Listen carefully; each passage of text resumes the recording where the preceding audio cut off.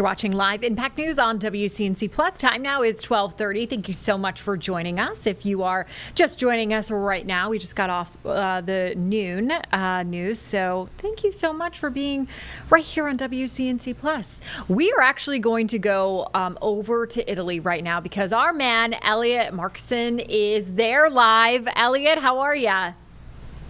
Oh, man. I'm snowed in right now. We got about 2 feet of snow today, so it really is it's a winter paradise here in Cortina. Oh, wow. Okay. Tell me about that a little bit, Elliot. Are you not able to get out where you need to go, or what's going on? Yeah, I went out and I was trying to walk around downtown earlier, and I might have slipped a couple times. I'm kind of ashamed of that because I am a winter athlete, and you would think I have my ice legs under me, but kind of hard sometimes. But no, it's really pretty here. And actually, I don't know if you guys can see in the background, but you have the church tower, Cortina, the ski hill. They were actually blasting avalanche, I guess, dynamite blast earlier to kind of limit avalanche, because there was a big avalanche in Italy, on the other side of Italy, I think yesterday. So yeah, it was super interesting. I've never experienced anything like that before, but yeah, still the vibes are really high. We love high vibes. Okay, so tell me a little bit about today. I know speed skating is going on right now. What have you been to? What events were you looking at today? Yeah, actually today was a down day. I know curling was going on. I didn't make it up to the curling stadium, but I was talking to some fans leaving. And honestly, here in Cortina, I think I told you guys, there are more curling fans here than anything else. And I had no idea that there were so many fanatic curling enthusiasts around the globe. But tomorrow night kicks off the big sleds and bobsled. We have 2 women racing starting tomorrow night, and then of course the big boy is the 4-man Champagne at Thrills bobsled and it starts on Friday, and then it'll go into the weekend. So a lot of things to look forward to right now for Team USA bobsled. How's your fiance doing in those games? Yeah, she's good. She's good right now. You know, she's preparing and getting ready for numbers called, and 'cause she's the alternate right now on the team, so she has to prep and do everything like she's racing and get ready. And you know, it's a lot of work. I've actually only seen her one time. I've been here for almost a week now, and I've only seen her one time because she's so busy. And the Olympic Village is actually about 10 minutes that way on the other side of the mountains. So it's kind of tricky to get to and from the Olympic Village to downtown Cortina. We did get to do a really cool event, a decorations, like a ceremony for Alana Myers-Taylor and Kaylee Humphreys for their medals in monobob. So it was a big Team USA kind of event last night in a restaurant downtown, and they dedicated their medals to, you know, the important people in their life. So that was really special for kind of the broader Team USA and United States family. That's awesome. Our girl Carlene has a quick question for you, too. Gotta ask. So me and Meg were talking yesterday, and we just were, daydreaming about if we were in the Olympics, what sport would we play? Mm-hmm. Now, I know your heart's in bobsled, but if you weren't in bobsled, what would you do? Would you get on the curling hype? What's up? Oh, that's a great question. Now, are we staying in winter sport? Let's stay or are in we winter, gonna just transition to, keep posterity. Perfect. I actually think that I would really like to speed skate. We were hanging out with some of the speed skaters in Milan last week, and we were at the Team USA house with them, and they said, hey, you guys should come to a training event and just try it out and see what it's like on the ice. And, I like wearing the super suits, the Mr. Incredible suits, so kind of partial to those. Not that curling's not cool. I just, I think it's kind of odd to wear a polo and slacks during winter sport. Yeah, definitely. The speed skating is a good one too. Yeah, those outfits look like Mr. Slick. Yeah, slick. They look great. Built yeah. for speed. Yeah, built for speed. Awesome. Oh, yeah. Okay, what have you had food-wise today? We're living vicariously through you. Oh man, today was kind of a catch because today was the first kind of down day I've had since I've been in Italy. I just went and I had breakfast here at the hotel, and then went to a store and just got a hot plate of homemade meatballs. Wow. Other than that, I've just been eating pizza and sandwiches and espresso. So today was my day to kind of eat some comfort food and just kind of relax. So that's I'm about to go to dinner tonight, and I'll probably try to find a good steak somewhere. I'm a big steak guy. Mm-hmm. Great. We love that, Elliot. Elliot, thank you so much for joining us. We're going to continue to watch those games, and we love talking to you. So thank you so much for being on WCNC Plus. Yeah, thank you guys, and everyone back home. Tune in to Peacock tomorrow night. The bobsled races kick off, baby. So it's going to be fun. All right, go USA. Go USA. Okay, we are going to take a quick break, but keep it right here on Live Impact News on WCNC Plus.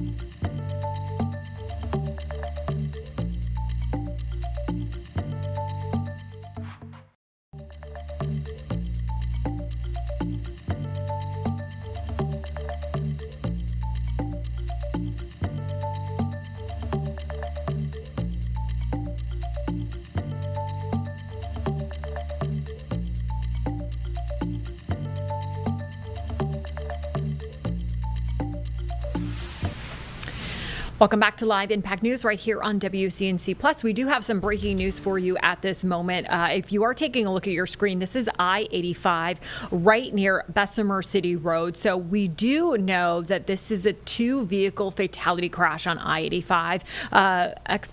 Police say expect slowdowns as it continues to be investigated.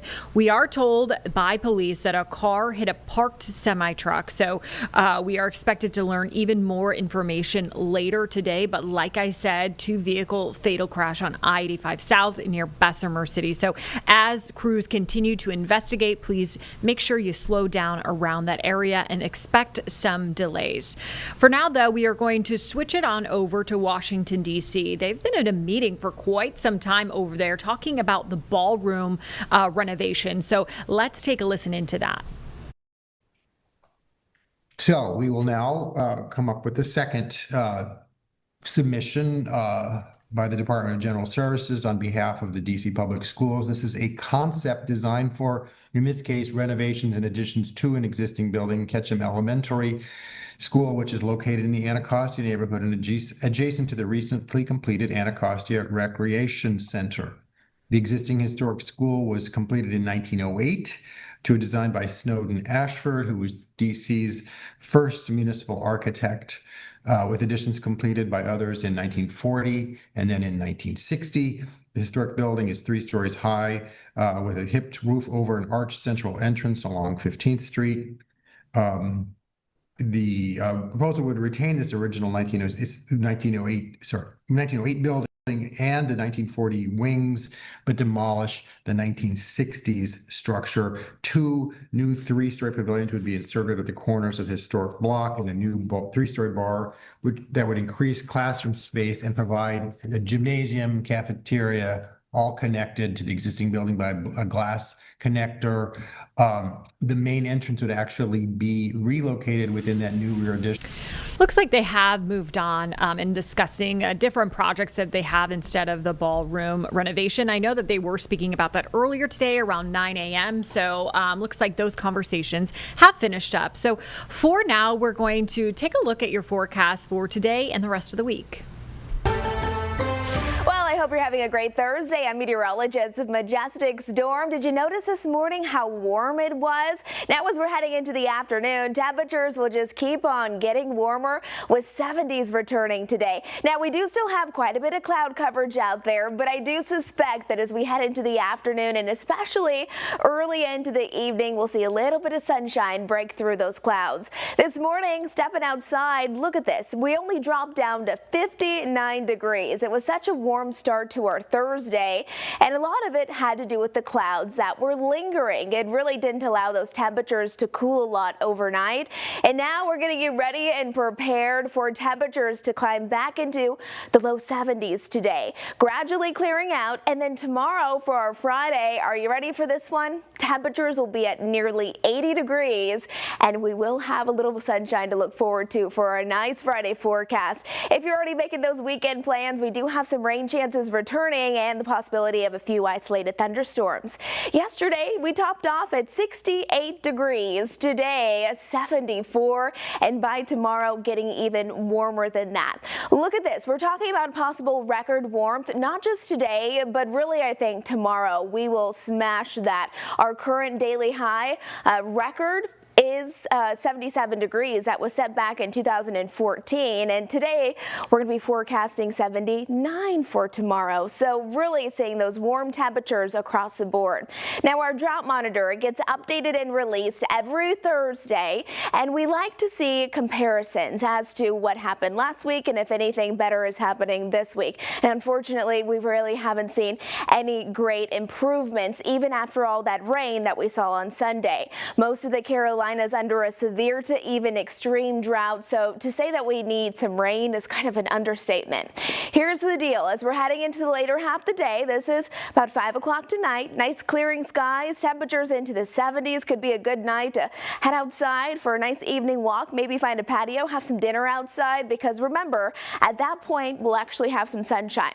Waking up tomorrow morning, temperatures will be into the 60s, mid 60s, and for our Friday morning, we could have a few light passing morning showers before everything clears out again into the afternoon with temperatures nearing 80 degrees. Saturday, we could see a few isolated thunderstorms early in the morning, but we're not concerned about any severe weather. Look at this. Our rainfall futurecast is really not too impressive. While we do have some rain chances over the next several days, it's really indicating that we'd be lucky to pick up a 1/4 of an inch to a 1/2 of an inch, and we really need much more than that. Throughout the rest of the day today, cloudy skies, little sunshine as we're heading into the later half of our afternoon, but really I think the big story today is how warm it is out there. Even up there in the mountains with temperatures nearing 60 degrees. Overnight lows tonight dropping down into the lower end of the 60s, so a very comfortable start to our Friday morning. And then who's ready for upper 70s and low 80s? Next week on Monday, our high will only be 42 and our lows drop back down below freezing. Look at those rain chances, really scattered in nature. We'll be watching that for you over the weekend, and then rain chances, they do return next week. There's a Jerry Hunt Supercenter 7-day forecast. Getting warm tomorrow, almost 80 degrees. Get outside and enjoy it before the cooler temperatures arrive next week. Have a great day.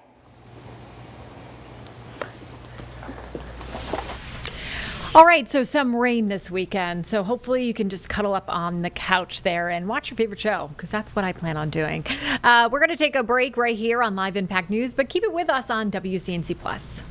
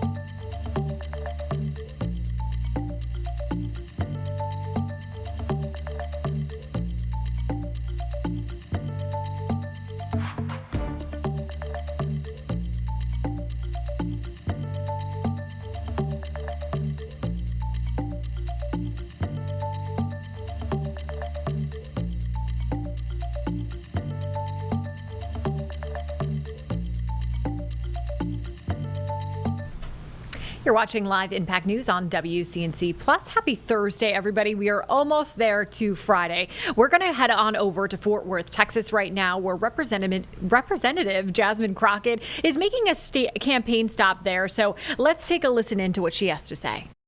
Ugly bill. They decided to cut $1 trillion out of the healthcare ecosystem. So they cut out Medicaid and Medicare benefits, and then they also went after SNAP benefits, which we've not talked about that a lot. And this was all so that they could give tax cuts to the top 1%ers. We have to reverse that. If you Google it, you will see that this was the largest transfer of wealth from the working class to the 1%ers in the history of this country. So that wealth gap that was starting to shrink under the Biden-Harris administration, it's widening. It is widening. And so with them cutting access to health care, how many of your health insurance premiums went up? Yeah. So a lot of people thought that had to do with the Affordable Care Act, tax subsidies. It's yes and no. The reason that your premiums were set to go up was because when they cut that $1 trillion, somebody was going to have to make up for it. So we're paying for it because your hospital doesn't stay open just by itself because of your insurance. It's everybody has to pay into the pot. So in order for that hospital to stay open, they've got to make sure that they're charging you more money so that they can keep the doors open. They just added insult to injury when they also allowed for the tax subsidies under the Affordable Care Act to expire. So premiums went up, and then basically you also were stuck with the bill for the subsidy that they decided they didn't want to deal with anymore. These are real issues that our veterans are going to be facing as it relates to their health care as a whole, but I did decide to expand my answer to talk about health care in general for all of y'all, because Texas has already led the country in uninsured as it is. Boyd Gotti has a great bill that I've been on ever since I got to Congress. This is all, listen, go visit JasmineForUs.com because I work really hard on these issues. I need y'all to see these issues where I also have these receipts. We've got proposals that I worked on for housing. We've got proposals that I worked on for farmers and ranchers. I served on the agriculture committee way before I was running, so I know those issues. We've got proposals that I worked on for education and student loans. We got proposals, so we don't have concepts of plans, y'all. We got real plans and bills. So I want y'all to check it out. I also want to say keep the faith. The best part about this country is the people, not necessarily the leaders. Don't let them get you down. We are better than they could ever hope to be. We have corruption at the highest levels, but that is not a reflection of us, that is a reflection of them. We are going to show them that we are better than this, and that at this very moral time in our country, we are going to stand on the right side of history.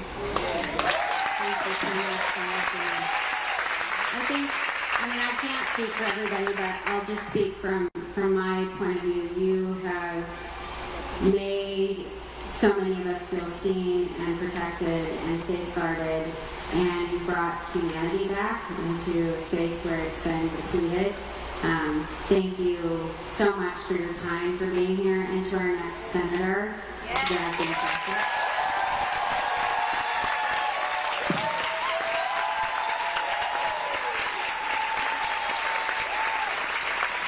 Let's go. You can do better than that. Let me hear you.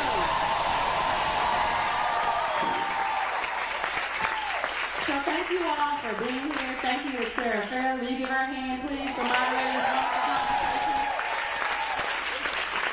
Thank you, Ms. Jasmine Crockett, our new senator. Okay. All right, that was from Fort Worth, Texas. The candidate there speaking. We're going to take a quick break, but right now we are waiting for CMPD to hold a press conference. So there is expected to be speaking at 1 o'clock. So we are going to be monitoring that. So hopefully when we come back from break, we will bring you right to CMPD. So we'll be back in about 2 minutes.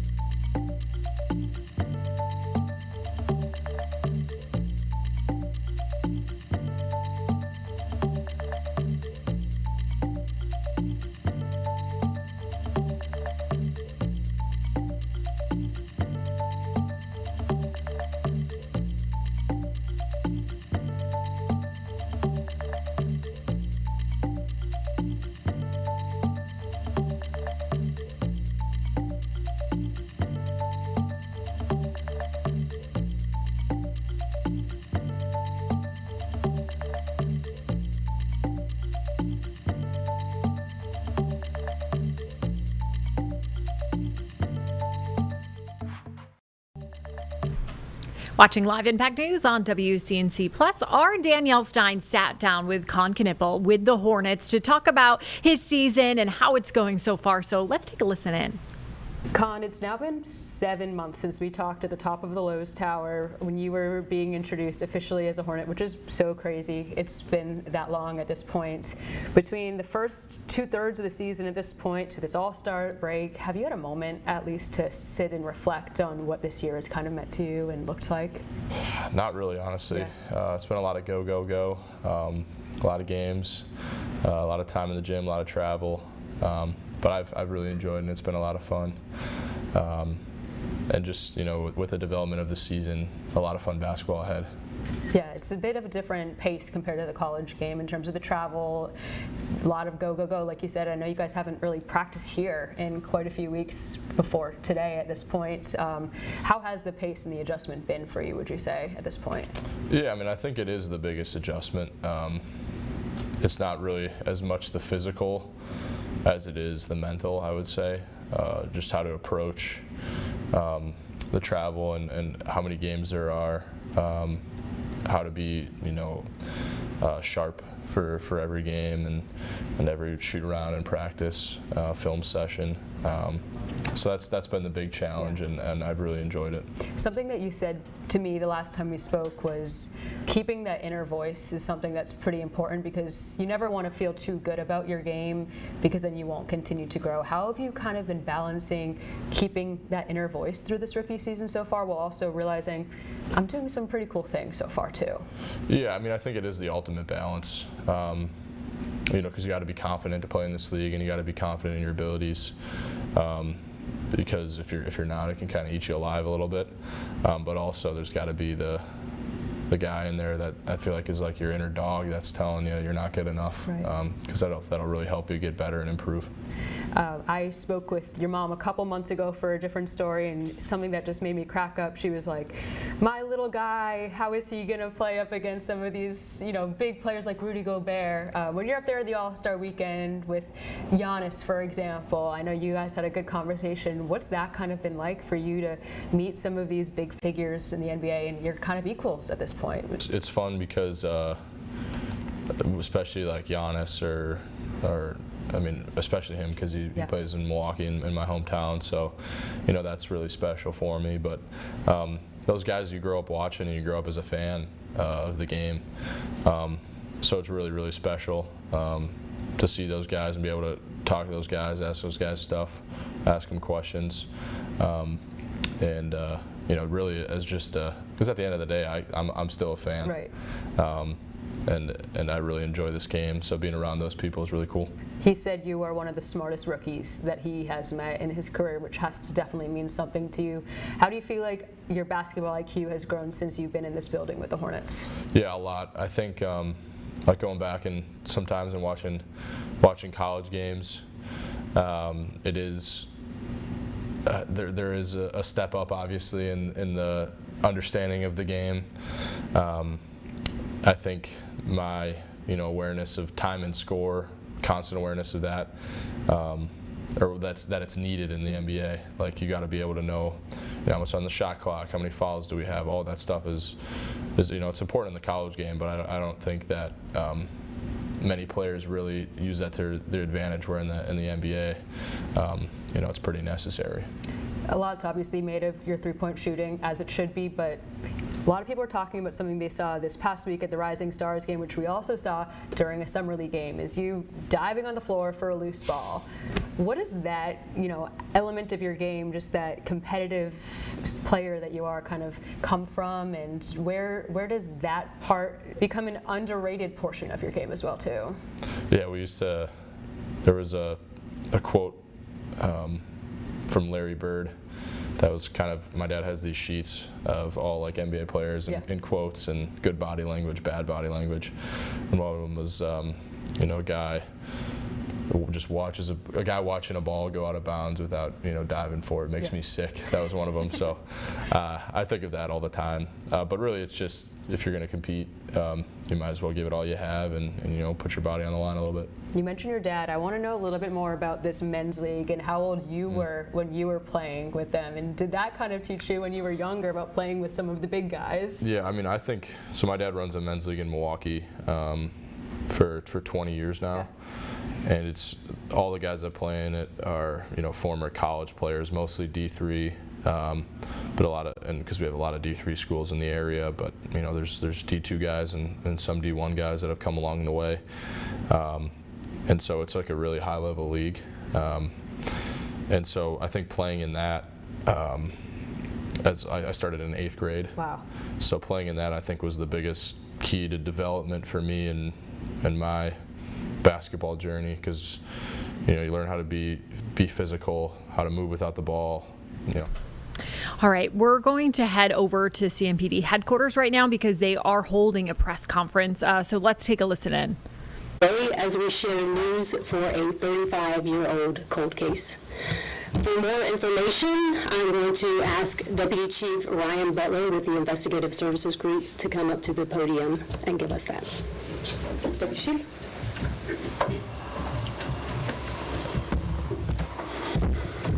Good afternoon. I appreciate everyone coming down this afternoon.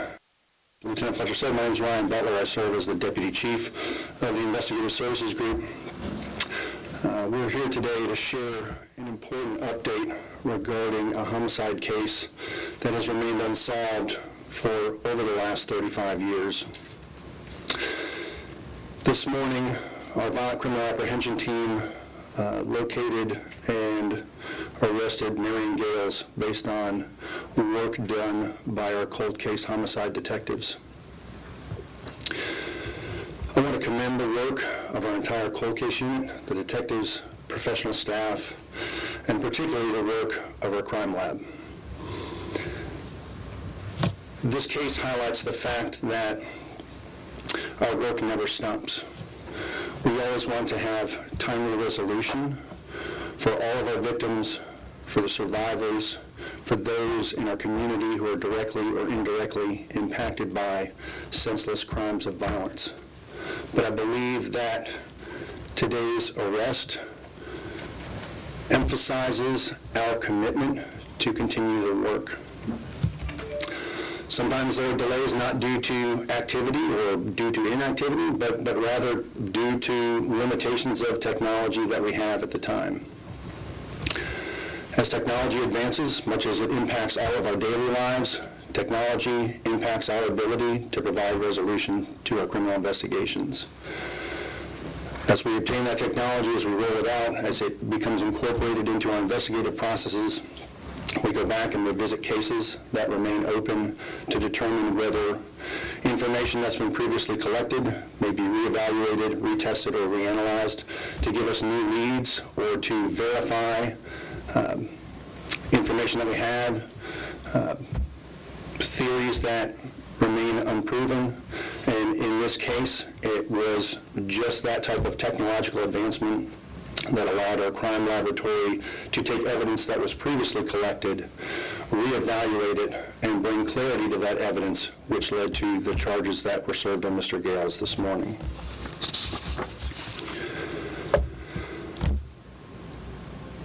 Once Mr. Gales completes his interview with our homicide detectives, he'll be transferred to the custody of the Mecklenburg County Sheriff's Office and charged with first-degree murder. Again, the collaboration between our detectives, the forensic experts in our crime laboratory, and partner agencies who've continued to work with us on this case deserve credit, gratitude, and appreciation. They do not do this work for the kudos. They do this work because they believe in the work.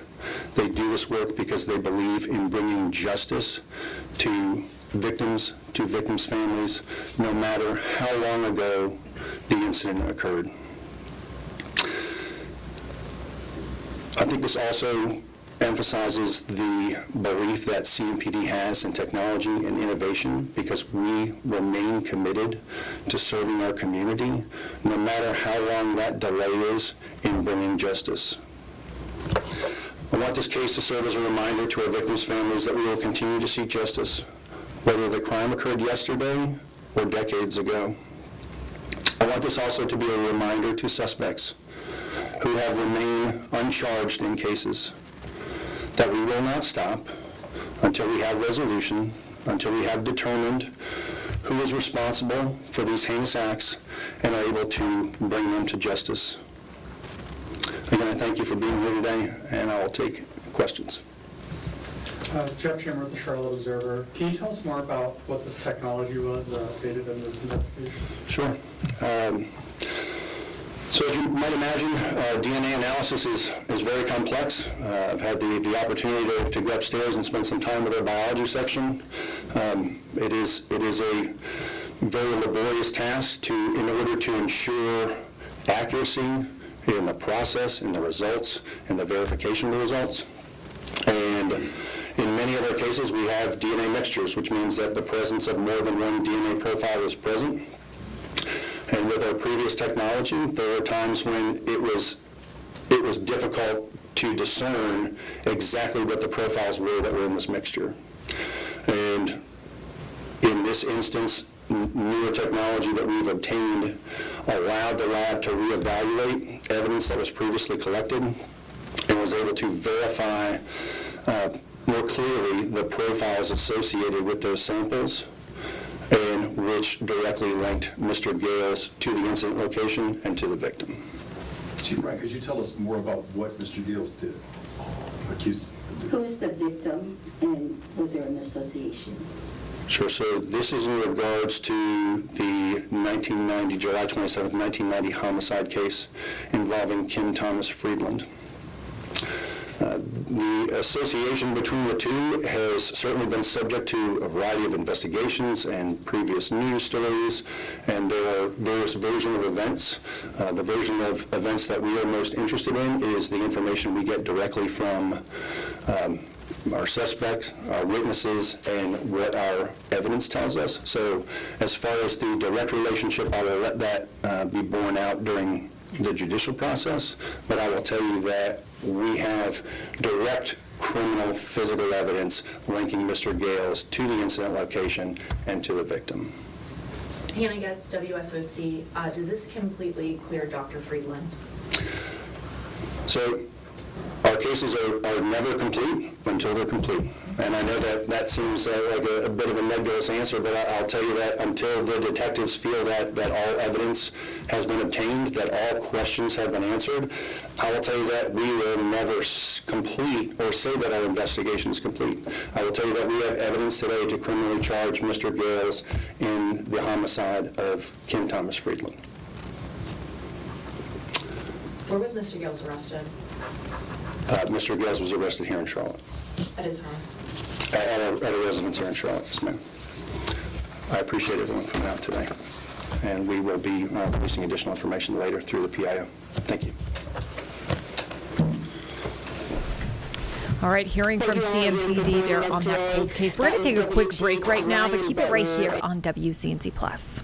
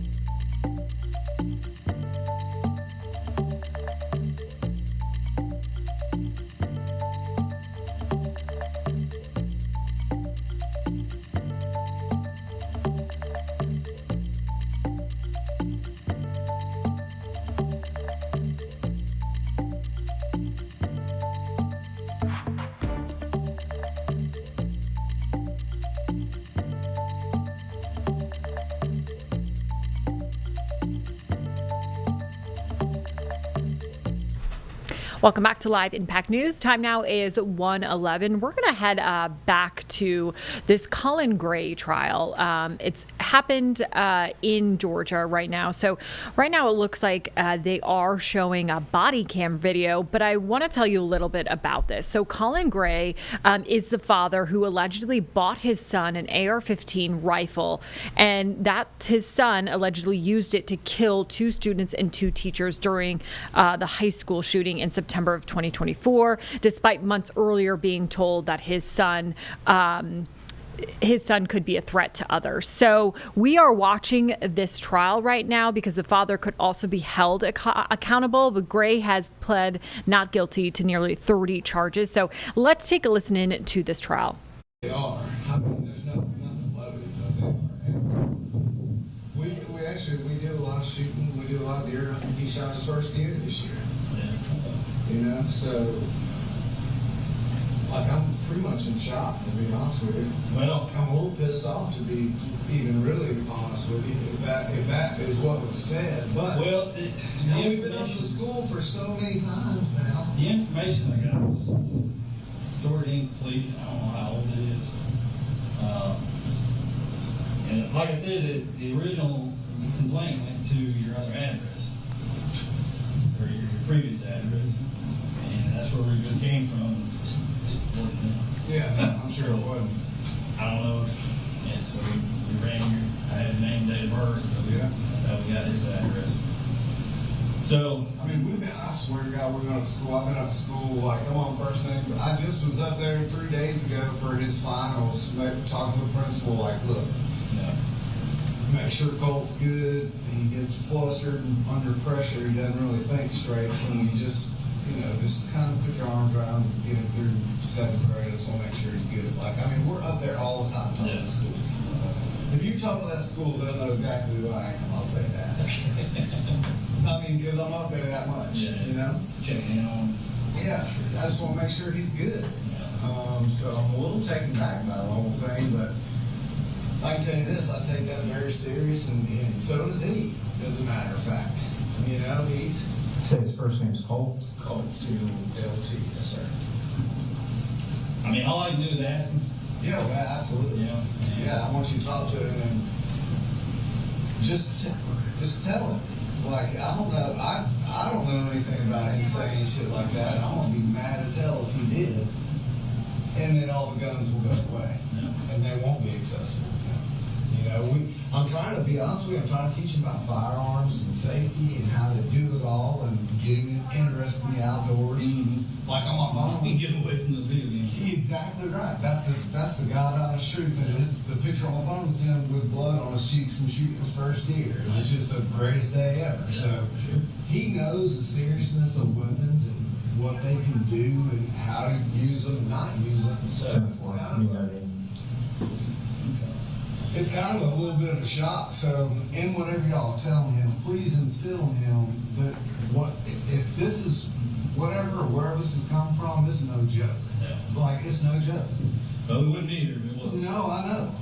And I'm telling you right now, we talk about it quite a bit.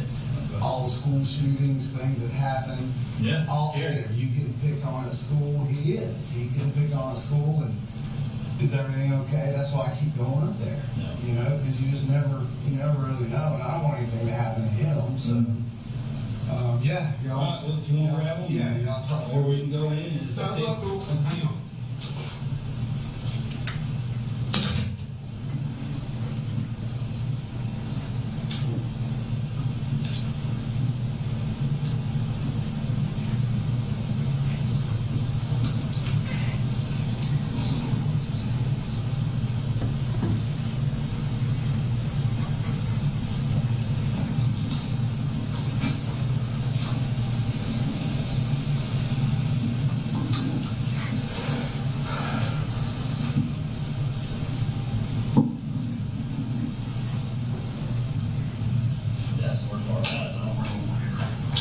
More information in These are good dudes. Just they're Hey, Cole, what's going on, bud? So did your dad kind of explain everything to you? Said something about shooting up the school. Did you say something about school shooting? Never, I just told him, maybe they misheard somebody else, I never said I was dirty. You never ever said. No, I swear. Do you use Discord? Discord? Yes, sir. I used to. When's the last time you used it? Was it at Traditions or was it here? No, it was a tradition because in that Discord account that I had to muted it before. Because before you moved here? Yeah, because I think it got like maybe cash report or something. I got hooked on it. Have you heard anybody on Discord when you were using it say something like that? Remember? Like at that time? Yeah. I don't think so. I don't think I ever had anybody that. Never. And I mean, I'm not trying to get anybody pinned up, but like, this is some serious stuff. Yeah, Oh, he knows how serious this is, trust me. 'Cause I hate to, you know, my boss was leaving, like, you know, I don't know how old this information is, and if you want to wait till Monday to follow up, I was like, no, I gotta do it now, because. So would we. Because God forbid something happened, I didn't have my job, I'd feel pretty bad about this, so I just want to make sure you understand that if something like that happened, or you hear something like that, tell their dad, tell teachers. Yeah, like I told him, I promise I would never say something. So you haven't used Discord in a few months, and you're saying you didn't say anything? No, the only thing I have is TikTok, but I just go around there and watch videos. All right, well, fair enough. What's your birthday? January 14th, 2007. He's just gonna do a little report saying that, We talked. we've done reference to this, and that we talked, and we saying that we didn't say anything like that. I gotta take you at your word, and I hope you're being honest with me. I'm not saying you're lying, but it's not unusual for people to lie to us. He's terrific. Hey, Colin, what's a good phone number for you, sir? It's 706 706 590. 59. It's a new number. I think it's 2876. We'll get it checked. That's what we're doing. About ready to get done with it? I just already finished. Oh, you did? Yeah. When was your last day? Let's say Sunday, so Friday. Right. What grade you going into? 8th grade, almost high school, man. The last 4 years, really, the last 4 years is what matters. Get them good grades, man. Set you up for this. 590-2768. 590-2768. Yes, sir. 590-2768. Yeah, so look, you know, welcome any time. We take it like dead serious around here, and I just want to make sure that I can feel better if you do find out what or where. Like, can somebody let us know? Sure. He's going to be full of anxiety until this gets resolved. I can tell you that. I've never said something related to. So did you switch schools when you moved from Traditions? Where were you going before? West Jackson. West Jackson Middle? Okay. Is things a lot better now? Oh, yes, sir. Okay. That's good. Let me grab you one. Can I walk through your grass on that car? Were you getting bullied over there at West Jackson Middle? That's the thing, I wasn't back there. Oh, yeah. Now, look, be honest with him about that. Now in middle school, I told him you were now, and that's You getting switched out halfway through the school year? Being a new guy? Yeah, being that quiet, I moved like 6 times already. Well, my dad was a logger and grew up in the military. We moved a lot when I was a kid. But in the past school, so that surprised me. I wasn't that fruit, so I didn't necessarily have a reason that I would say that. Yeah. Yeah. Well, there's always somebody you can talk to if you need to. Yeah. School resource counselors. Yeah, and I do talk to them. I talk to the counselor quite often. Okay. Just, what update her on, to tell them how Yeah. Start looking out and making goals for yourself. Yeah, I'll do that. You interested in anything? I want to be a philosopher on A what? a philosopher. A philosopher. It's kind of what I'm out there. Yeah.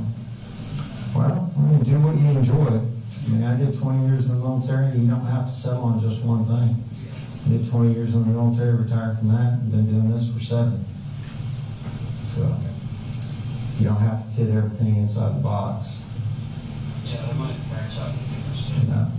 We got guys at the sheriff's office that are full-time plumbers, full-time police officers, and, do what pays the bills, do what they enjoy. But everything's going good. Yeah, now we have. Well, that's good. You got a phone? My phone, yeah, I have a phone. What's your phone number? Like I said, I changed my phone number. Okay. All right. Dad said you went deer hunting for the first time this past year. What'd you get?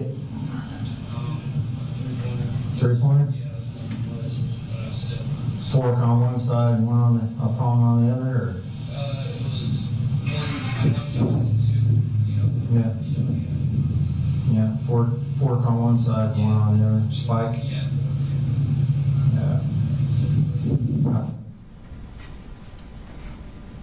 I'm going to wait for point 2 you're on. Okay.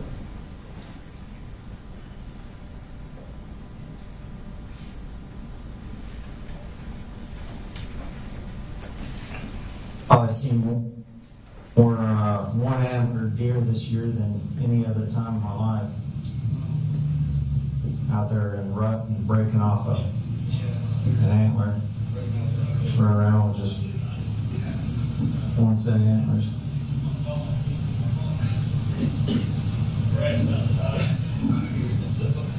Alright. Well, look, Cole, I appreciate it. Your dad got my card. If anything, if you hear anything, tell your dad that he's got my number. You got to ask him for him. It's serious. He knows how serious it is, and he'll, like I said, we'll have a long conversation here in just a little bit, and if it's something, there was a pretty traumatic thing that him and I both went through. Now, he was at school, I was at work, come home, and I mean, every ounce of what we had was under tarps and sitting in that yard. You saw it. Yeah. You saw the clientele, the neighbors that lived there. It's like fully embarrassing. So it was very traumatic for both of us, and living here, just us, is like, dust is finally settled, he's making good grades, so. That's good. We'll keep that up. That's important. We'll start talking about traditions in West Jackson and just see if something jogs his memory like that. But certainly we'd like to know if something, if you do find. Well, my thing is this, so more than likely they track the IP address. Okay. And that's why we went to that address. Okay. Because the IP address is usually location specific. Yeah. Within the area. So if it came from that house, then either somebody there's lying or the information's just so old. Yeah. And maybe it was something he heard or did on Discord months ago. I don't know. I have no idea. Okay. But he's telling me he didn't. Yeah. Telling me he can't remember anything like that. Yeah. I take that at your word. Okay. But if you look me in the eye and tell me that's what you're telling me, I got no choice but to take it at your word right now. But like I was telling your dad, if you find out otherwise, man, it's a different story. But It's a really different story. Okay. got any questions? No, sir. You have any questions? No, sir. All right. Now, enjoy the rest of your day. Thank you. Appreciate it. Appreciate it, sir. You have a Good luck to you.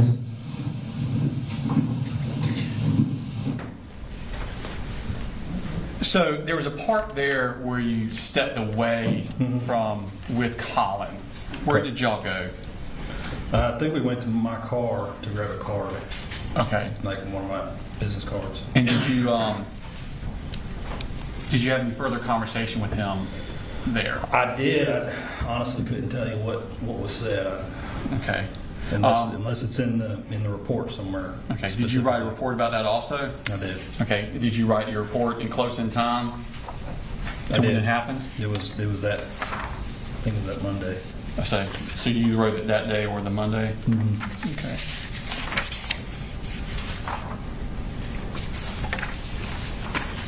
And it was an ongoing report. It wasn't ongoing at one time. Okay. I'm going to show you Mark States that it's number 138. Do you have a copy of your report? I do. Oh, okay. That's what I was going to show you. And I'll keep this copy. You have your copy. These reports that you write, you wrote it contemporaneous, you said either that day or the next day? Correct. Okay. And the purpose of writing a report, what is that? Document everything that went on, everything you can remember, whether it be something you're thinking at the time or something, maybe you smell something weird at the time. In case you have to testify about it 3 years later? Correct. Okay. Is it reflected in your report what you talked with Colin about? Honestly, I'd have to go through it. I believe there are some instances where it is, yes. Yes. All right.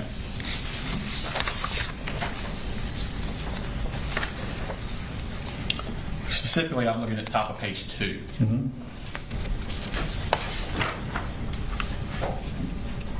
Okay.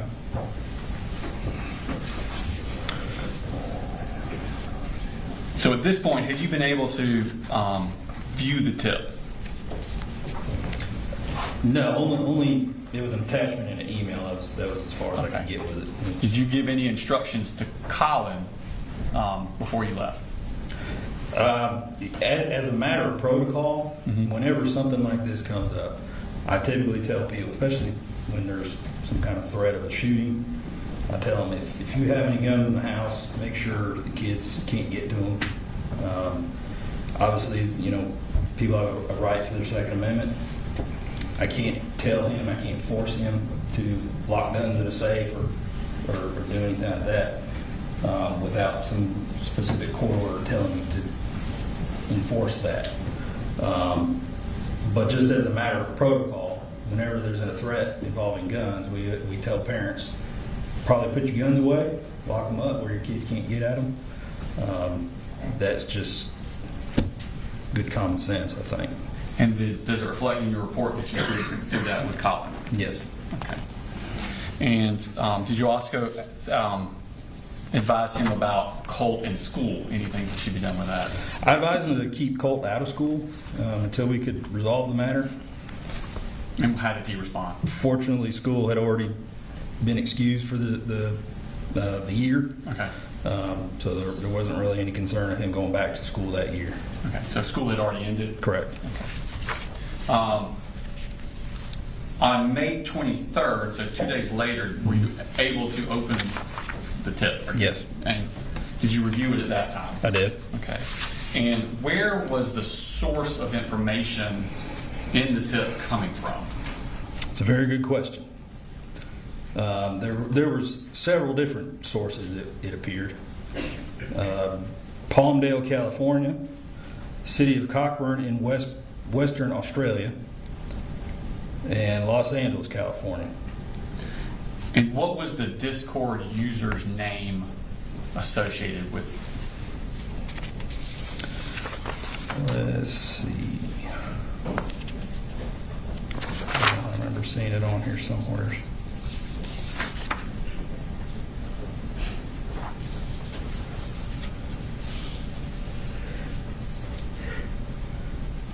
So I know that I have the email. I don't know that There wasn't like a username? I don't know that I recorded it or not. And if I did, do you have a copy of the tip with you? It's probably in this case file, yes. So I'd have to dig through and find it.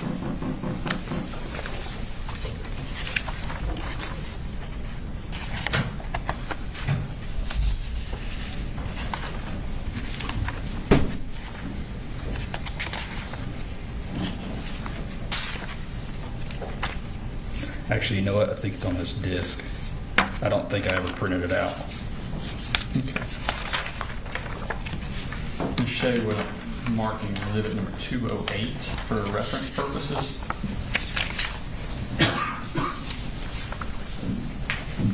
You're listening to the Colin Gray trial right now. That is in Georgia. So we are going to take a quick break right now, but keep it right here on WCNC Plus.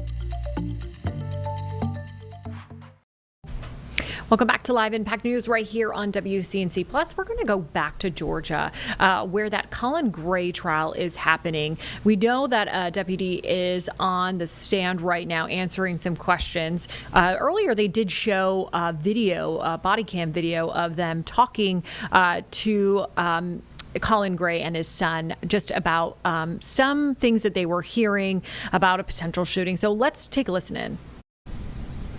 Said he doesn't know anybody in LaGrange. I had called LaGrange, I don't remember if it was like a police department or a sheriff's office. Anyways, I'd given them the phone number and asked them to track it down and see if they could figure out who this person was. They were able to make contact with somebody down there, and I think the phone number had since been reassigned to somebody else, and it was no longer the person that was living at that address. Were you able to substantiate the case at all? I was not. Okay. Did Colin tell you anything about his conversation with Colt about on the phone? He did.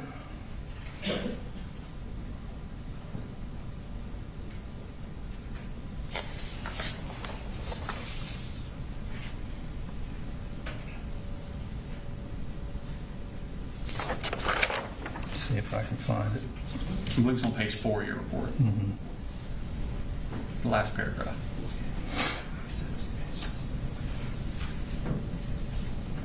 He spoke to Colt about his Discord account, and Colt told him that it had been hacked, so he stopped, or he deleted it.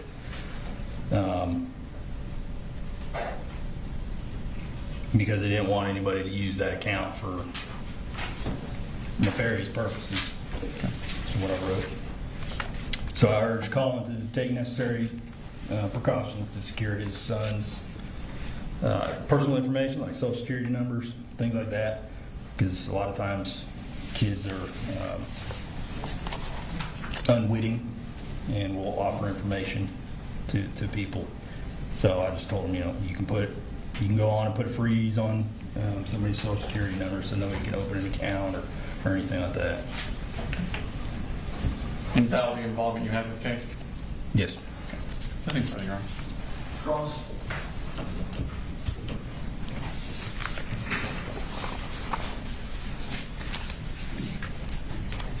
Good afternoon. Good afternoon, sir.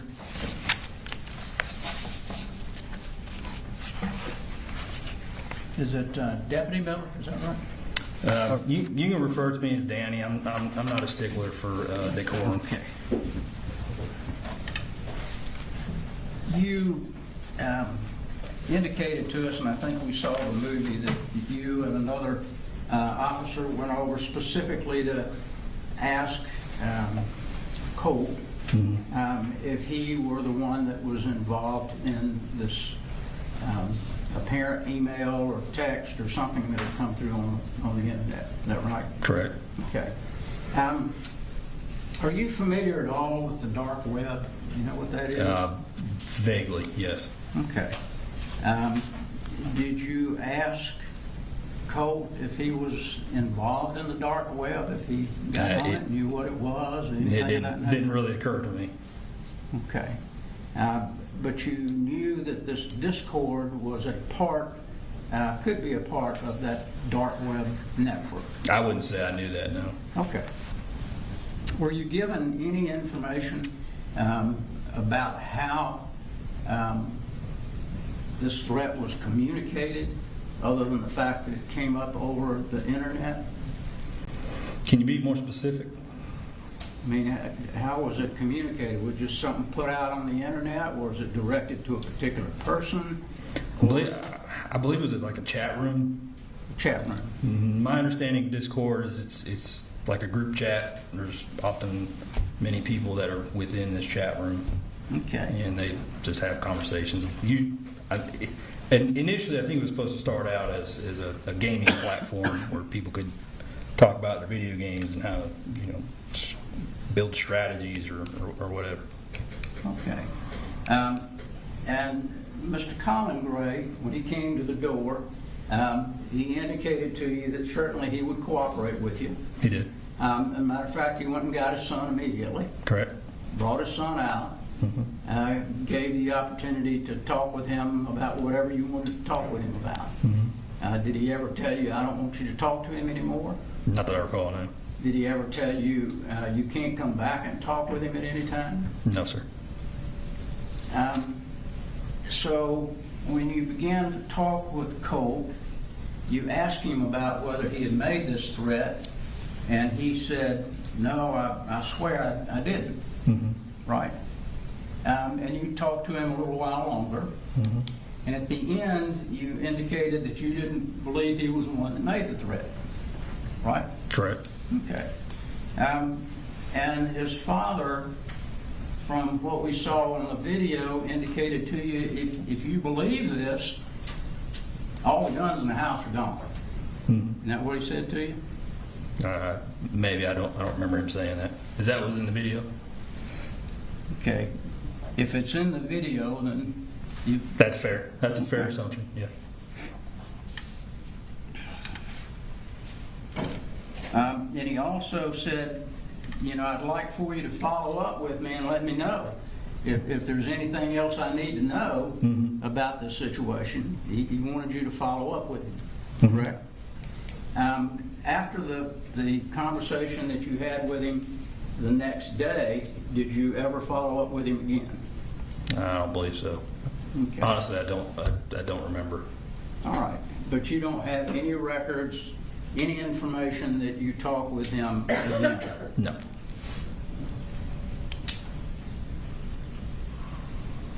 And the conversation that you had with him the next day, was it recorded? I believe so. I usually recorded my phone calls. Okay.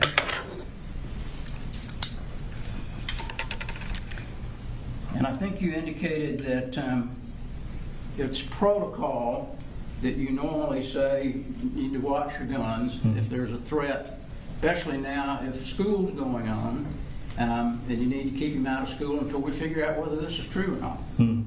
Correct? But then you found out school was over. Correct. And you didn't find out that actually the threat was going on because you never got back with him. Right?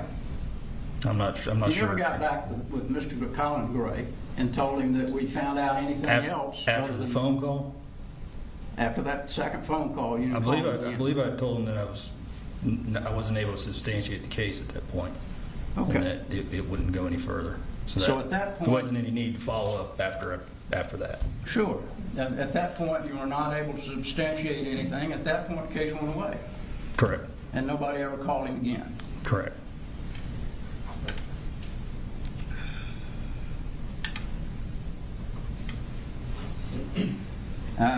And you saw on the video, I don't think you were there, but Colt was talking with the other officer about deer hunting, about shooting his first deer. You recall that? Yes. Okay.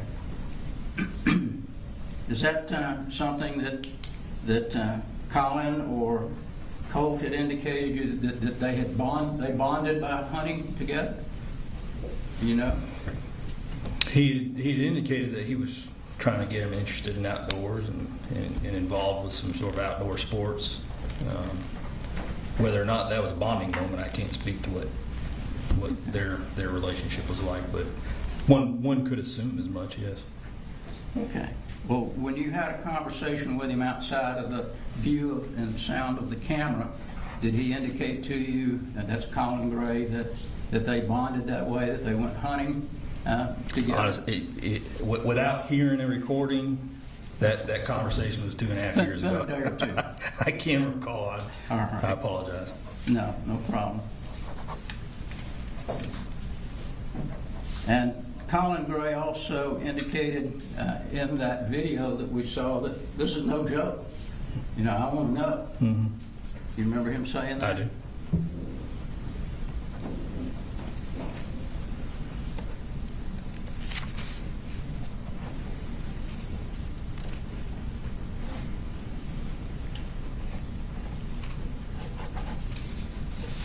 You said that apparently this website, there's some indication that there was some Russian wording in it.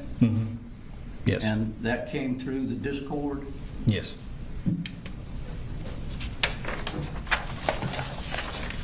Did you ask Colin Gray if you could take the computer that Cope had and check it to see if there was anything in it? No, sir.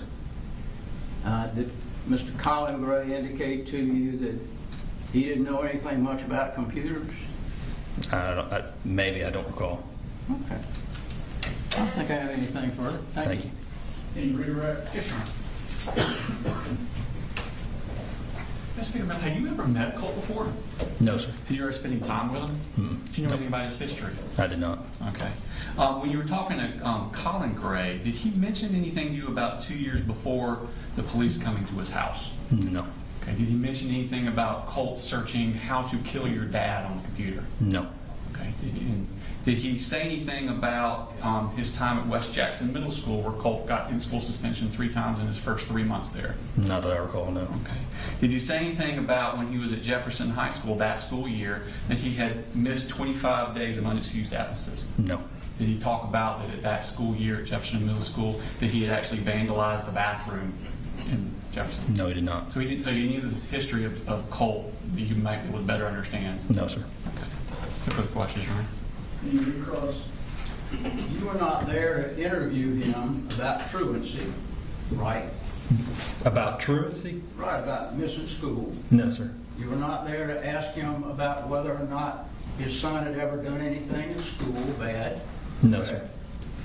You were not there to find out whether Mr. Gray was divorced, not divorced, at what point Colt lived with his mother, not lived with his mother. These were not things that you wanted to find out at that point, was it? Not particularly, no. Okay, because you came there for one specific thing. Yes, sir.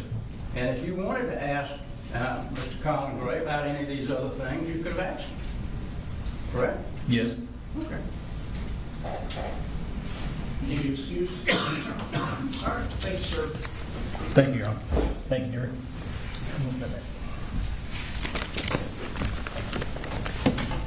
All right, just wrapping up their questions right there. You're watching Live Impact News right here on WCNC Plus. Stick with us. We're about to take a 2-minute break, but we'll be right back.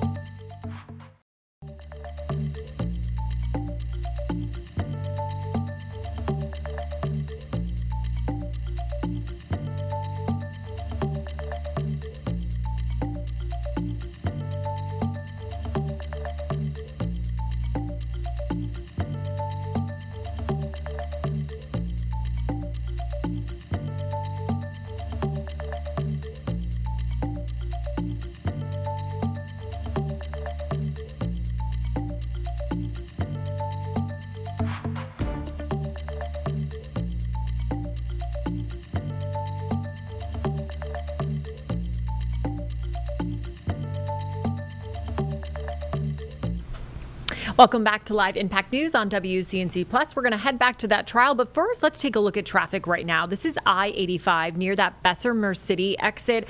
You can still see that there are emergency crews on the side of the road. Looks like one lane is being blocked off right now, and that's because earlier today there was a 2-vehicle fatality crash on I-85. So it definitely closed the road down for a little bit, but now it looks like there is just a lot of slowdown in traffic as you are heading on I-85 south. So we do know that there is 2 people who have died. We are also told that a car hit a parked semi-truck, and we are also working to learn more information there. But of course, when we do, we will bring that right to you. But looks like one lane still closed, traffic moving very slowly in that area. So be careful if you do need to head that way.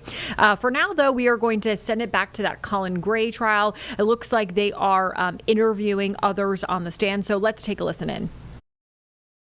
Specifically looking for? Yes. Education, making sure there's no neglect there. Medical, family, stuff like that. Okay. And did you go to, how often would you check on Colt? Monthly, once a month. Once a month. And by checking on Colt, what would you do? Go to their home. I have to lay eyes on them. Just go to their home. Is that what you're asking? Or sure. Yeah. Okay. Okay. And so when did you first do that? When was your first contact? My first visit with them was March 9th, 2023. Okay. And what I've given you, which is states 201, is that contact narrative from that day? It is. Okay. And does it accurately reflect what you were doing on that day? Yes. Okay. Who did you meet with on that day? I only was able to meet with Mr. Colin Gray. Okay. And was this, where was this? At his house. Okay. And did you speak with him face to face? I did. Okay. Was this an announced visit? Did he know you were coming? No, it was unannounced, and typically every visit was unannounced. But for our first visit, I didn't have any working numbers, so I had to show up unannounced. Okay. And what happened when you got there? I introduced myself. I explained that I was with DFACS and that I had to see him and his son monthly. He told me that he already talked to another case manager and did not want to speak with me. So I just asked if we can just exchange numbers, which we did. Okay. And was that the end of the contact on that day? Yes. And that, again, was what day? March 9th, 2023. Okay. When, you know, this time I tender exhibit number 201 into evidence. Any objection? I'm sorry, that's what I just showed you. Oh, that's fine. Okay. No objection? No objection. 201 submitted. Okay. And when was your next? When was your next contact? April 12th, 2023. Okay. And again, where was this? At his residence. Okay. And who did you speak with? At this visit, I was able to speak with Colin and Colt. Okay. And what did Colin tell you about how things were going? Mr. Collins said that his son was doing fine. He doesn't really get in trouble. He said that Colt is shy, and his behavior has been much better since his mom's been gone. Well, let me do this. Show you State Exhibit 201.1. Is that a copy of your contact log? Yes. And does it accurately reflect your conversation with Mr. Colin Gray on that day? Yes. Your Honor, that tender State Exhibit number 201.1 in evidence. No objection. All right. 201.1. We'll go ahead and pull that up.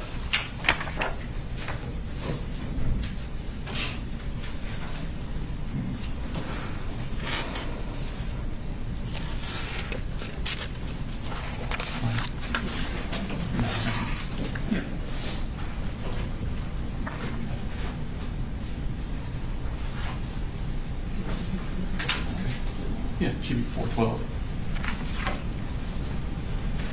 There we go.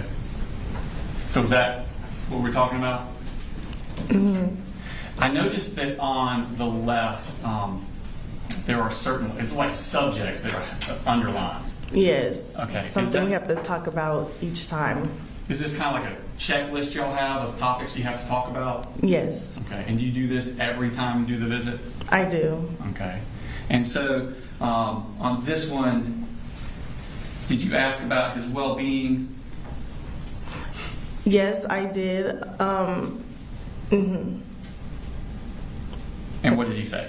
That was him saying his behavior was fine, he doesn't really give trouble, and that he started acting better when his mom left. Okay. And under education, what did he say about how Colt was doing with school? He said he was doing good in school and that he has a good relationship with his teachers, with Colt's teachers. Okay. And at the end of this, did you...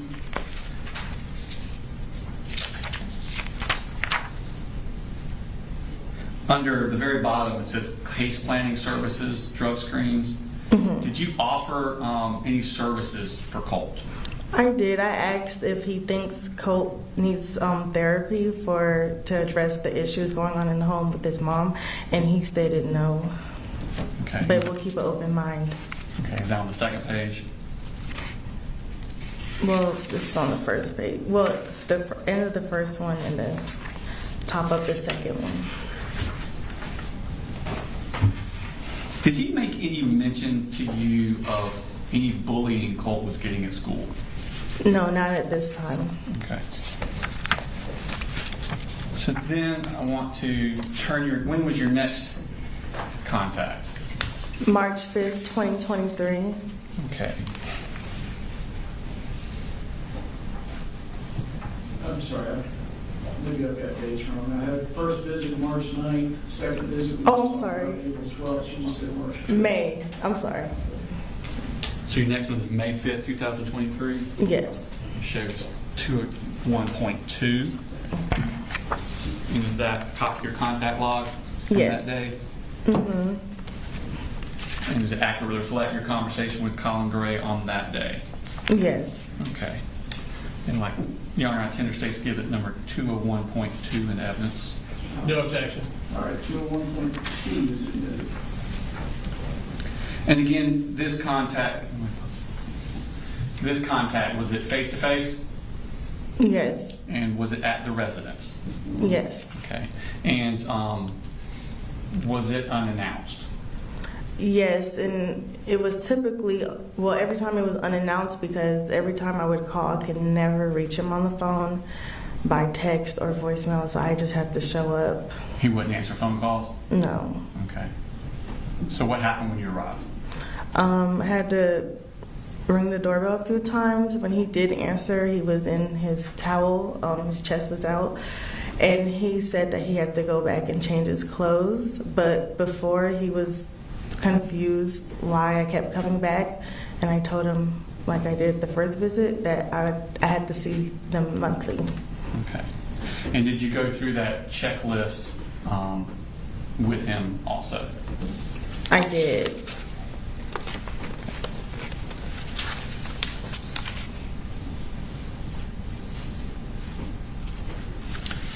And what did he say about Colt's behavior? He said that Colt has been behaving good since his mother left and still hasn't caused any trouble, or rarely caused any trouble. Okay. And what does he say about school at this point? He's doing great in school, says Colt is enjoying school. Mm-hmm. Okay.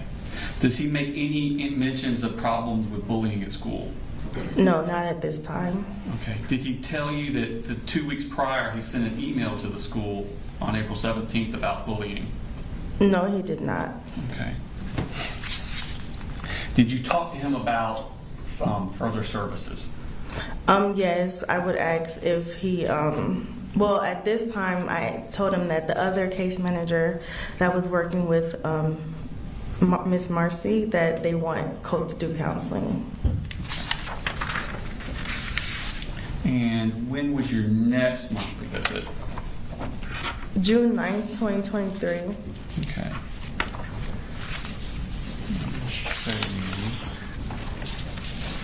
What's marked as 201.3?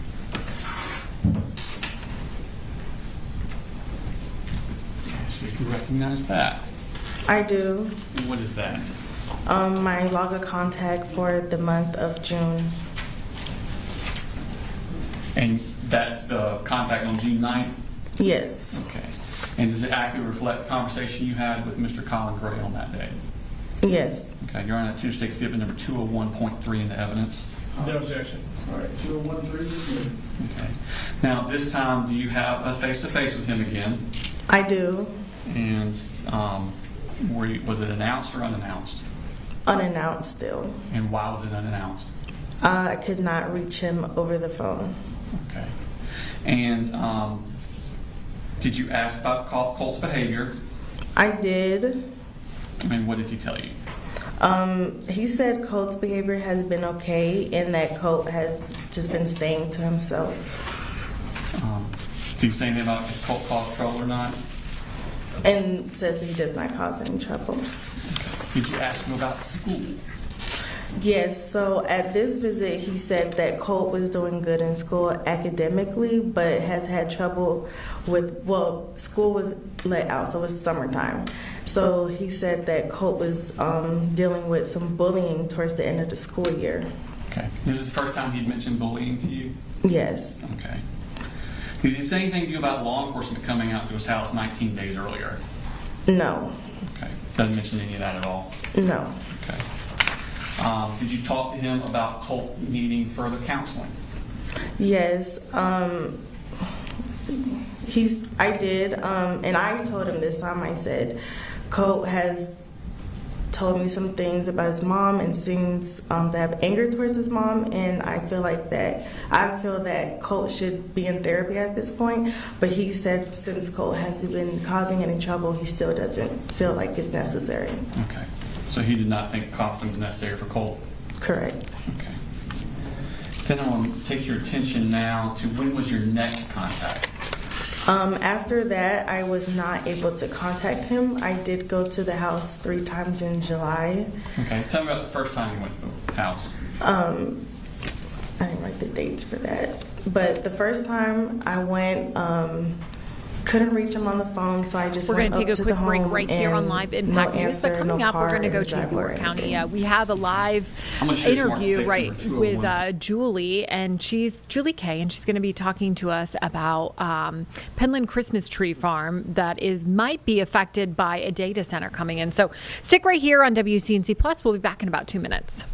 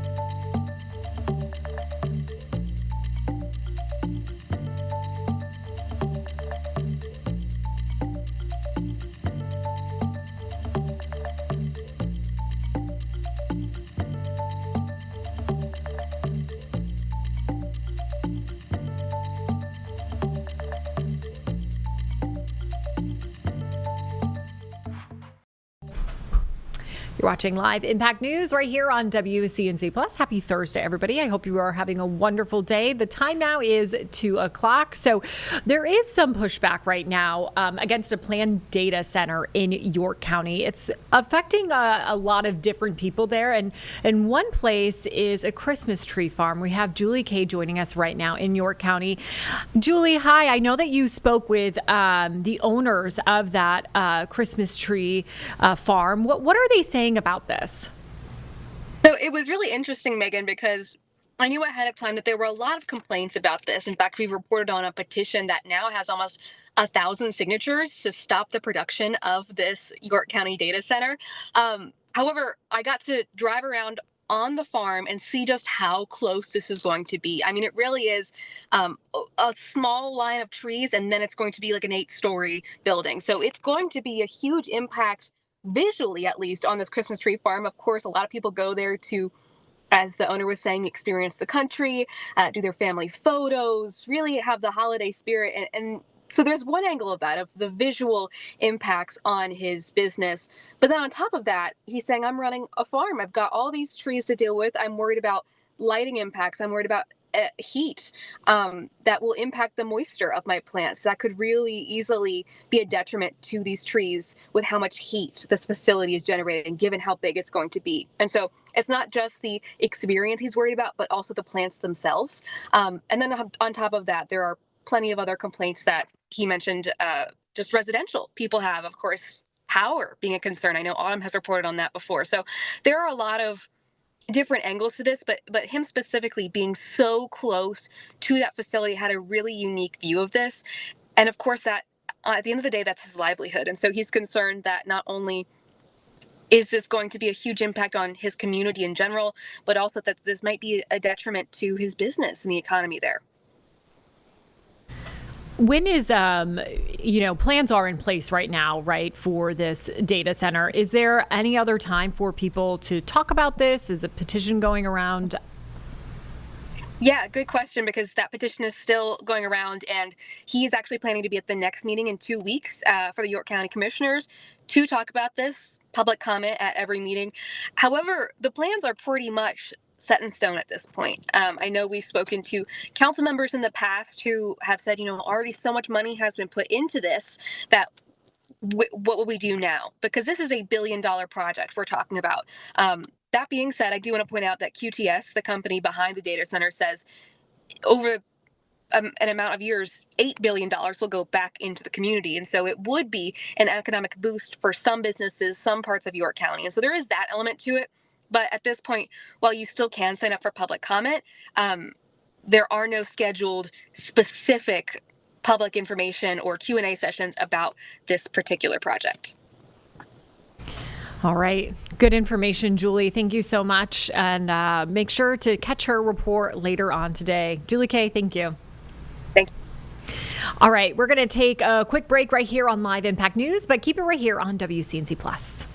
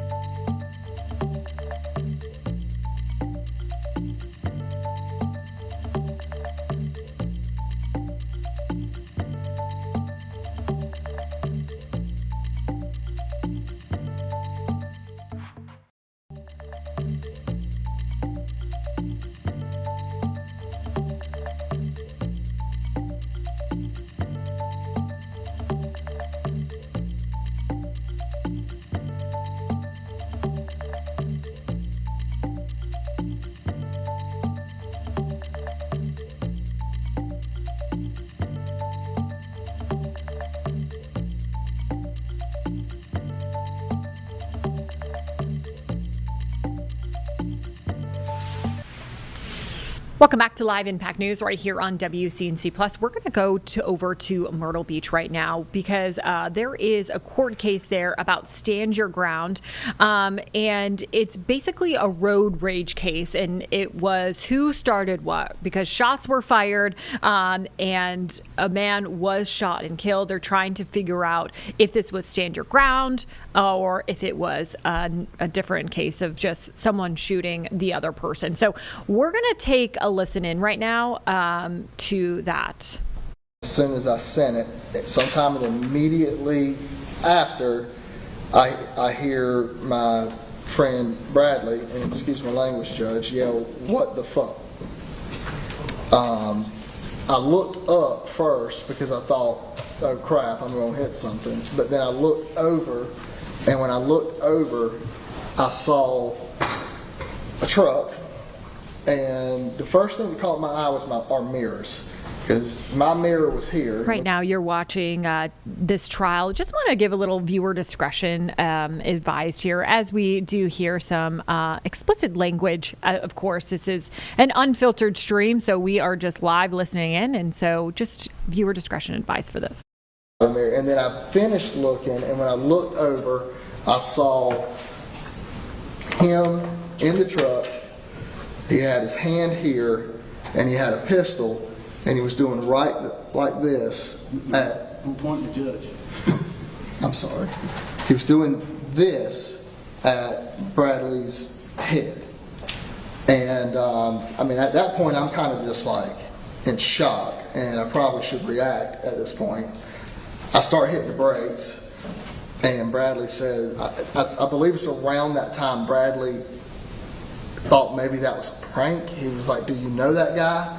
I said, "No, I don't know that guy." And then I'm slowing down, and he starts slowing down. Then he gets close again, and then he speeds up.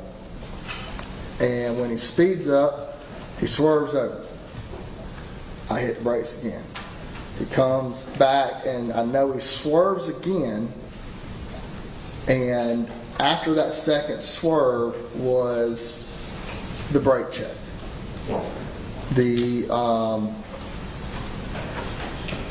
brake check was intense. It was, you know how trucks, when you hit the brake, the truck bed lifts.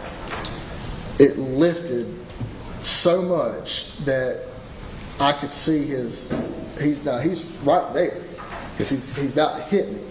But yet it had lifted so much, I could see his license plate in front of my hood. And we're about to just slam into each other.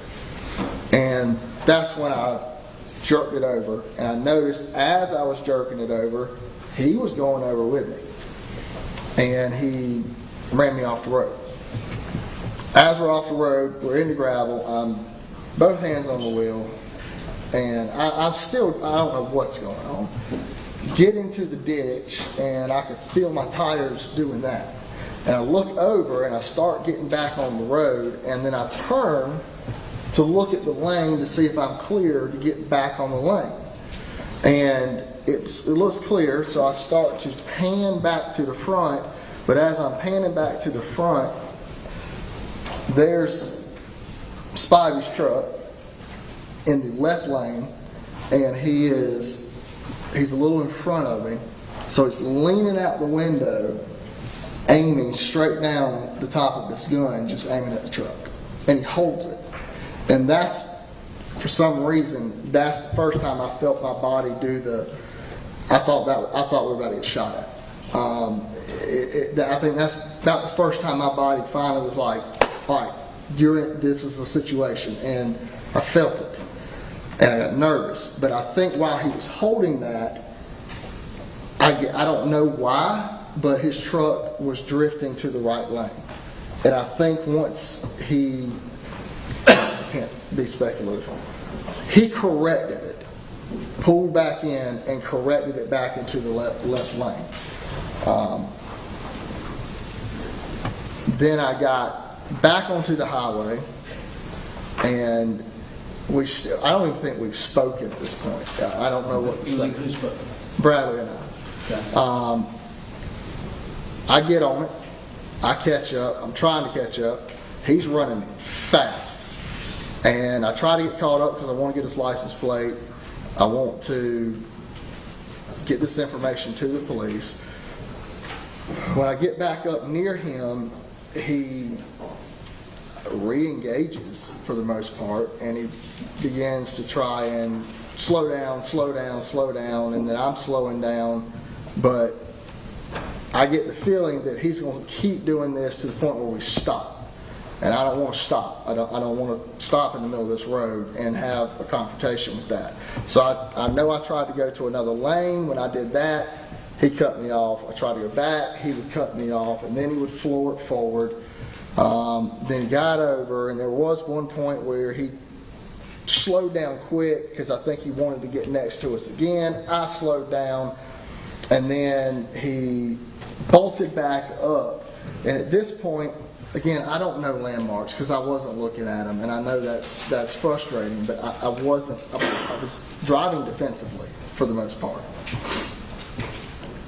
When he zips back up, there's a yellow Jeep. Let me stop you before we get to the yellow Jeep. I do want to ask you about that. At this point, he's pointing the gun. You demonstrated to the judge what he's done. While he's doing all that, he's doing this with his pistol. He's holding it out the window and staring at me through his driver's side mirror. What about when you ran off the road? When I ran off the road, he hung out of the truck while continuing forward, aimed down the top of his gun, and just kept it on the truck while we were bouncing through the median. And this is what, and you were driving, what kind of speed? When we got ran off the road, we were probably 50.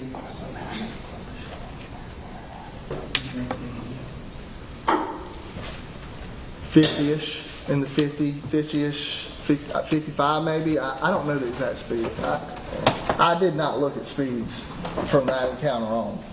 From the best of your recollection and understanding, approximately where did this happen? Where it happened?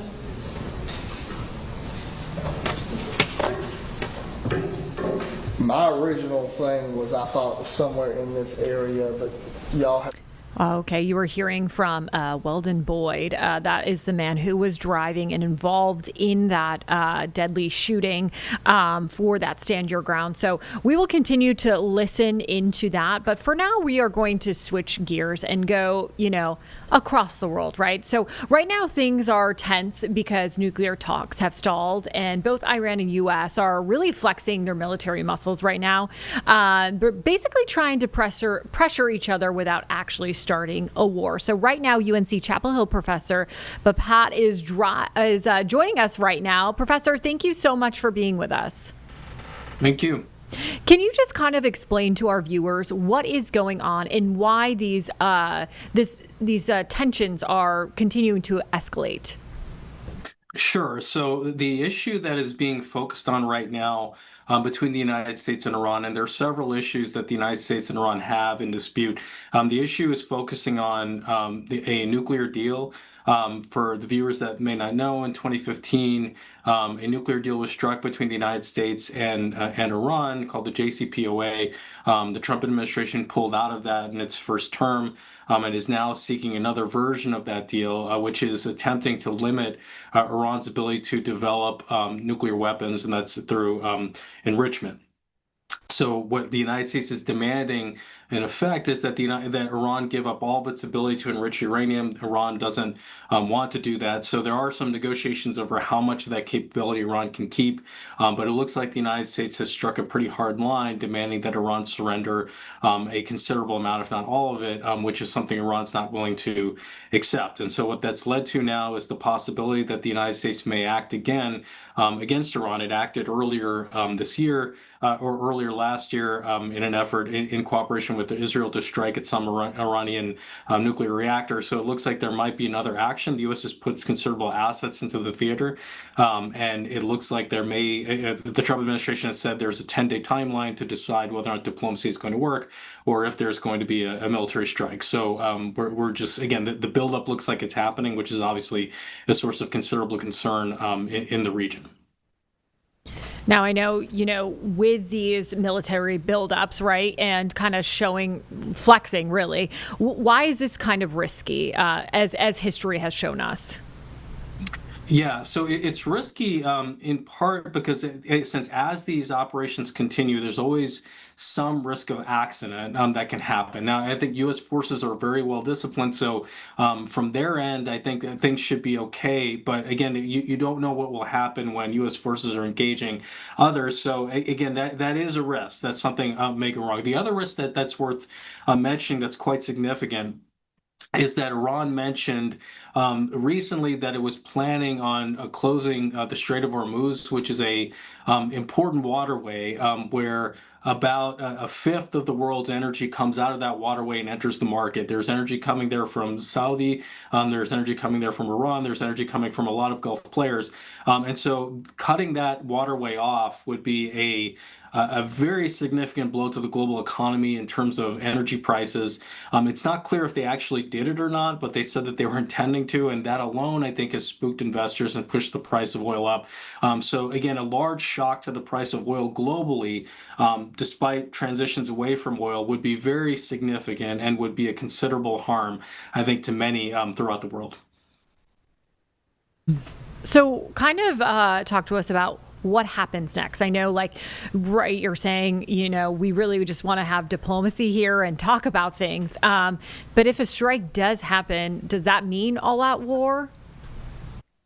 Well, I think Iran would certainly interpret it that way. So Iran had been hesitant to respond in a large way to the joint strikes between Israel and the United States for several months ago. It did not use all of its capability to try to respond, which I think has been interpreted by the Trump administration that Iran is considerably weak. And then we add to that that there are significant protests against Iran. This looks like Iran is in considerable trouble. You add to their economic problems, and they are in a vulnerable state.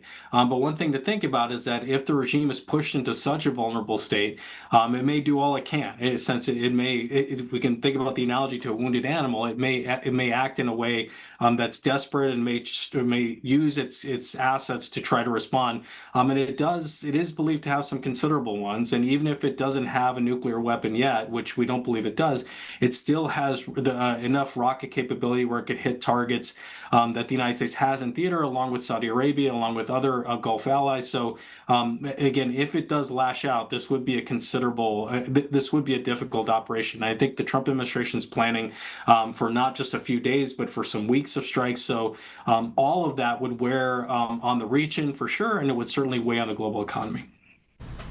Absolutely. What does this, Professor, remind you of, especially in history? Because I know that this has kind of happened several times where we've had these gunboat diplomacies. So is there one that sticks out for you that this reminds you of? I actually think so. For me personally, again, the U.S. has had lots of instances of gunboat diplomacy in the past where it's sent ships into theater with an effort to try to coerce, as have other countries. For me, this actually is reminding me more of Iraq in 2003, which again is given the U.S. history there is a concern, and I think part of the reason is that if there is a strike on Iran, if that happens. I'm not sure what happens after that or what the goal is or how we define success. And so maybe that information will come out over the next several days. But again, that part is sort of concerning to me, especially if we add into the fact that if we look at size-wise, Iran is much larger than Iraq is, and it's a considerably more difficult terrain with its mountains. And the United States no longer has assets in Afghanistan to sort of go on both sides. So there's a lot of reasons, I think, to be concerned about a potential long-term operation in Iran and what that looks like. All right, Professor, thank you so much for joining us today and giving us that clarity there. We really appreciate it.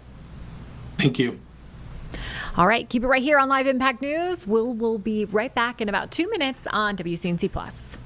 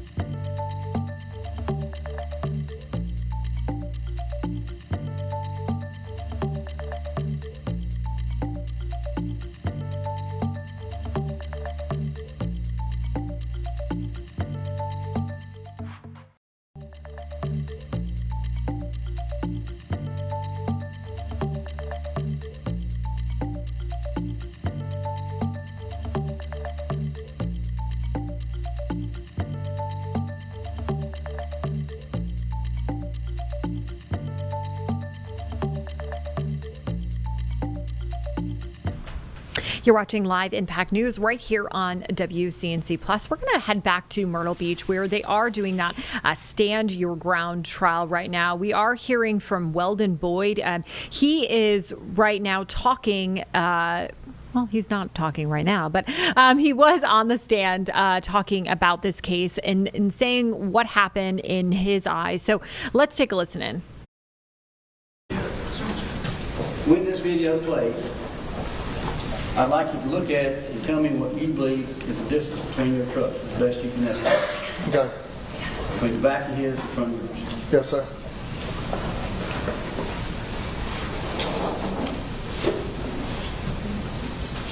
Oh, a little bit too. Yes.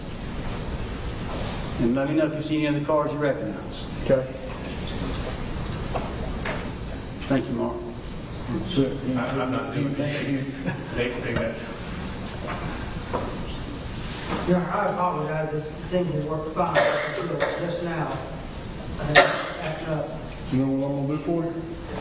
Thanks, right? I'm gonna take what you give me.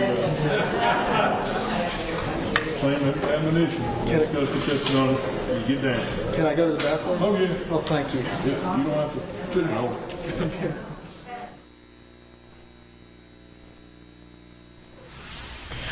All right, they are taking a break right now, so we're actually going to head over to Majestic Storm. She's got a look at your weather, so let's take a listen in.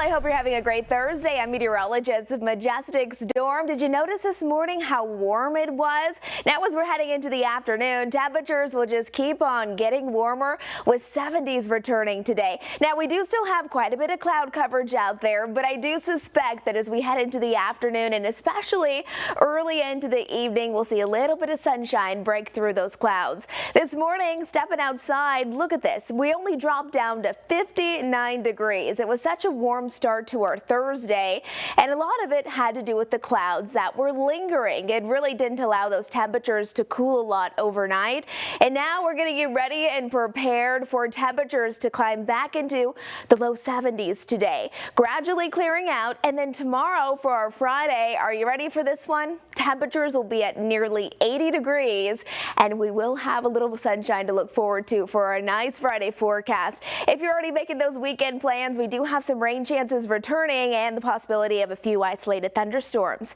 Yesterday, we topped off at 68 degrees. Today, 74, and by tomorrow, getting even warmer than that. Look at this. We're talking about possible record warmth, not just today, but really, I think tomorrow we will smash that. Our current daily high record is 77 degrees. That was set back in 2014, and today we're going to be forecasting 79 for tomorrow. So really seeing those warm temperatures across the board. Now our drought monitor, it gets updated and released every Thursday, and we like to see comparisons as to what happened last week and if anything better is happening this week. And unfortunately, we really haven't seen any great improvements even after all that rain that we saw on Sunday. Most of the Carolinas under a severe to even extreme drought, so to say that we need some rain is kind of an understatement.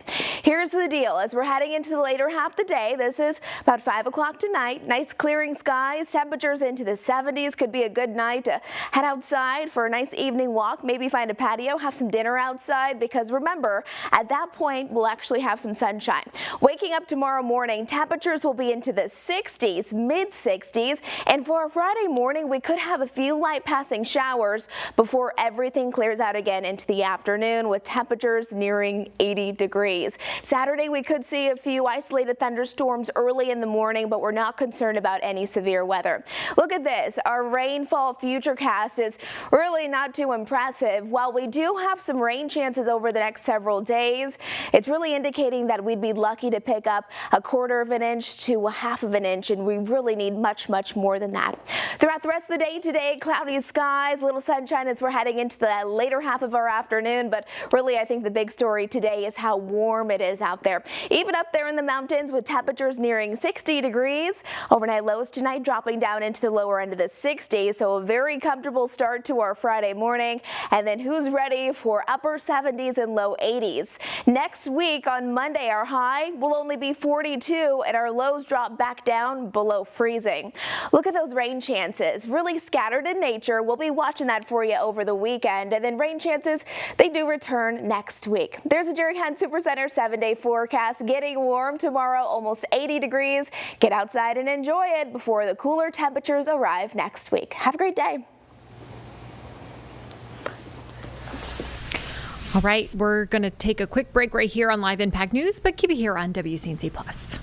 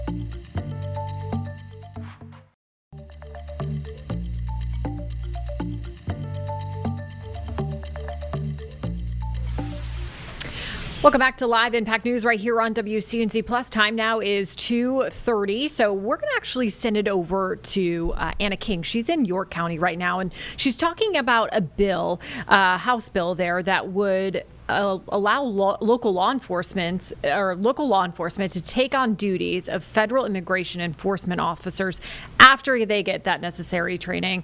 Anna, here she is. Anna, what are people saying about this? Yeah, so it would not only allow it, it would require it. So right now, it is allowed, they are allowed to take on, opt in or out of what's known as the 287G program. And I will say Chester, Lancaster, and York counties have already opted into this. So they're already working in a collaboration agreement with ICE. But this would require it. And so for those counties who have not opted into it, it would now be a requirement. So I spoke with ACLU, who was at the recent hearing, speaking against making this a requirement, just about why and what they're hoping for, what they're pushing for as the vote, as we're anticipating a vote here soon. And they kind of painted a picture. They were saying this type of requirement would, they feel, make some people who are targeted feel uncomfortable reporting crimes and things like that. And so they're really advocating for them. But I also spoke to Numbers USA, who advocates for these types of programs. And so I spoke to them just about what this would look like. And they kind of painted the picture of when someone who is in the country illegally is arrested, they would basically just be held at the jail until ICE comes in and does their part. So I kind of tried to paint the picture, or tried to get an idea of what the roles look like, who does what, who plays what part, and that type of thing. But yeah, so it's been pretty interesting so far. It's House Bill 4764 that is being discussed. Right. Wow. Yeah. Definitely lots going on there, especially if it does become requirement. I'm sure there's going to be a lot more put on those officers as well. So, Anna, thank you so much for joining us, and be sure to catch her story later on today. Okay, we are actually going to head back to Georgia because testimony does continue in the trial of Colin Gray. This is the father accused of Colt Gray. He's the shooter of a deadly attack at Appalachia High School.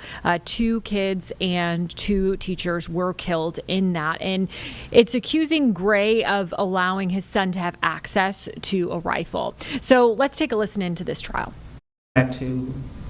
With Mr. Gray, and mom will be supervisor around the children, and then Mr. Gray will determine what kind of supervision that she would have if there was any. Okay, so she can't have contact on her own. Correct.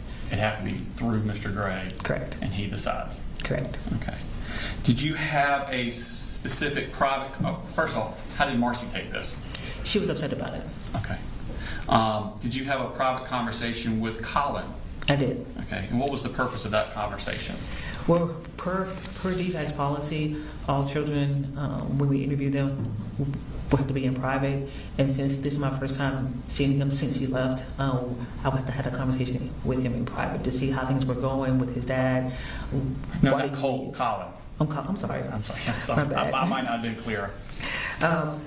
To talk to him if he had any questions, any concerns, anything that I can answer, and to talk to him about moving forward with the kids in his home. Okay. Did you talk to him at all about the kids and their schooling? Yes. And what did you tell him? To get the kids in school, and let's see. I knew that Colt and Jenny wanted to go homeschooling, but just to make sure that they get the education and get in school as soon as possible, as soon as they get up there. Okay. And did you talk to him about any sort of therapy or counseling for the children? Yes. And what did you tell him?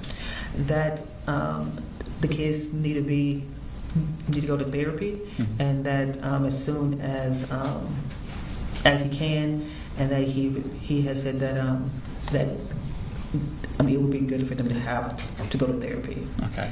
Did he say to you whether or not he would put the kids in therapy?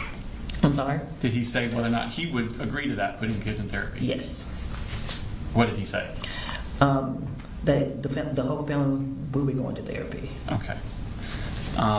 So that was on the 14th? Correct. Okay. Did you follow up with a phone call on October 18th? Yes. Mr. Gray. And now at this point, you're back up here in Bexar County? Yes. It shows Mark State Exhibit number 202.3. And actually, if you can recognize that. I do. And what is that? This is October 18th, the write-up from the phone call I had with Mr. Gray. Okay. And does it accurately? Not yet. I haven't got the evidence. Does it accurately reflect your phone call that you had with Mr. Gray on that day? Yes. Your Honor, this time I intend to this into evidence. No objection. All right. 202.3. Now. All right. So, in this conversation, do y'all talk about schooling for the children? Yes. And where are the kids doing for schooling? Coley had gotten into Austin Road Elementary, and even though Jenny and Colt wanted to do homeschooling, but the school district didn't have the space for them, so they were going to attend school physically. Okay. Did you ask anything about getting the kids in therapy? Yes. And what did Colin say about that? He said, well, I encouraged him to get the kids in therapy, and that he said that he looked into different therapists already. Okay. And did he agree that he and the kids would both be going to therapy? Yes. Okay. On the next day, October 19th, what did you do?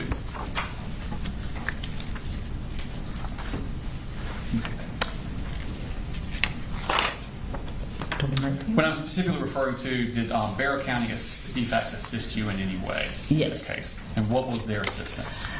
We asked them to go and to assess the home, to check on the kids, to talk to the kids, about school, about therapy, and then we'll close our case afterwards. Okay. And did you ask them to do this on the 19th, the day after that phone call? Yes. Okay. And did someone from Barrow County DFACS go out to the home and talk with Colin Gray? Yes. Okay. Did that person write a report? They did. Okay. And was that report sent to you? Yes. When did you receive that report? On the 30th. Okay.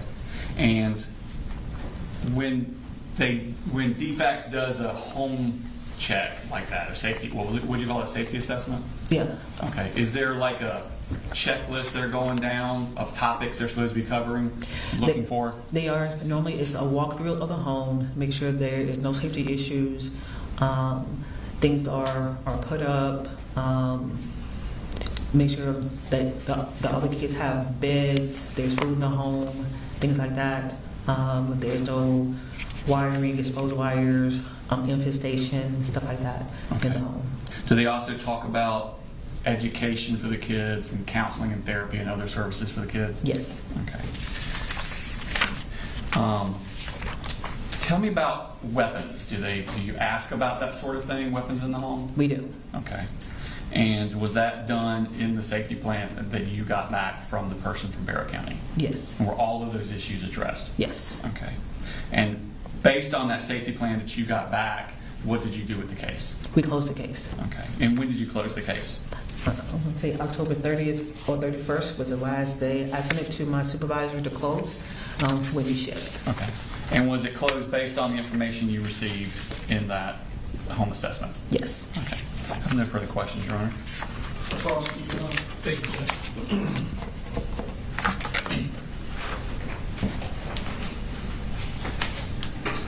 Good afternoon, Ms. Mitchell. Good afternoon. I've got a few questions. I know this is all quite a while in the past. So if you need to refresh your memory or look at anything, let me know and I'll see what I can do to help you with that, okay? All right. So when did you first become involved in this case personally? January of 2023. And so your total exposure was almost, it sounds like almost a year, 10 months? Correct. Okay. And you were down in Ben Hill County? Correct. So the majority of your contact was with Marcy Gray? Correct. And I think you said that the case was against Marcy Gray? Correct. Now, to fast forward to October 2023, you said that you had to call Mr. Colin Gray to come down to pick up the kids. That's correct. And that was due to a positive drug screen on Miss Marcy Gray. Correct. So at that point, you were taking the kids from her because it was no longer safe and giving them to the father. Correct. And the understanding he was going to take all of the kids, well, I guess at that point, Colt had already gone back to live with him. Is that correct? That's correct. So he was coming down to get the two younger kids. That's correct. And then all three kids would be living with him up in Barrow County. Correct. All right. And you said that at some point in October, you met with Marcy Gray and informed her that the kids would be staying with Dad. Correct. And she was not happy about that. No. And she made that known to you? Yes. Okay. However, based on the circumstances, you felt that that was in the best interest of the children. That's correct. And then you put a safety plan in place that basically allowed Mr. Gray to determine whether or not the kids would be allowed to see Marcy Gray. Correct. Whether it's supervised or unsupervised, that obligation would fall on him? Correct. Okay.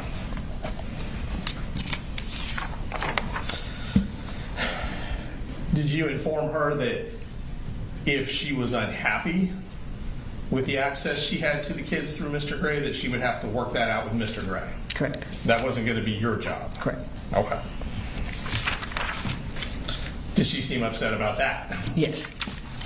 I imagine she was. All right. And to go back to the meeting in September of 2023, I believe you indicated that, so September 29th, 2023, at that point, Colt Gray was in Ben Hill County with his mom? That's correct. Okay.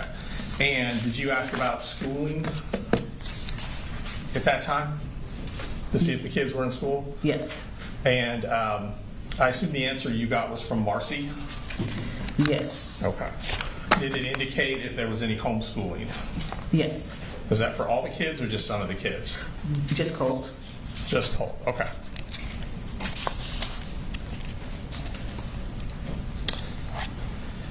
You also testified that there was some therapy scheduled for shortly after September 29th, 2023. Correct.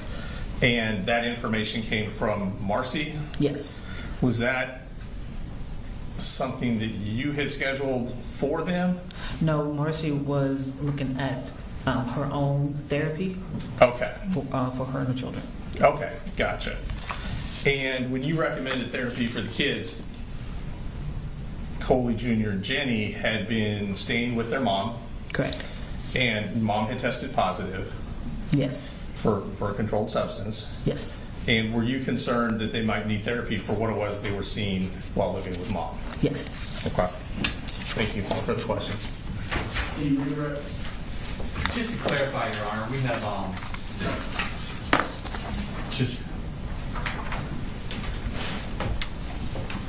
so I'm just showing you calendars from back 2023 September. I think you had testified that you met with Marcy on the 29th, and she said that Colt was getting therapy the next Thursday. And then what would be the next Thursday? The 5th. October 5th? Yes. Okay, and was that the day you went out there and Colt wasn't there anymore? That's correct. Okay. No further questions, Your Honor. We're going to take a quick break right here on Live Impact News, but keep it right here on WCNC Plus.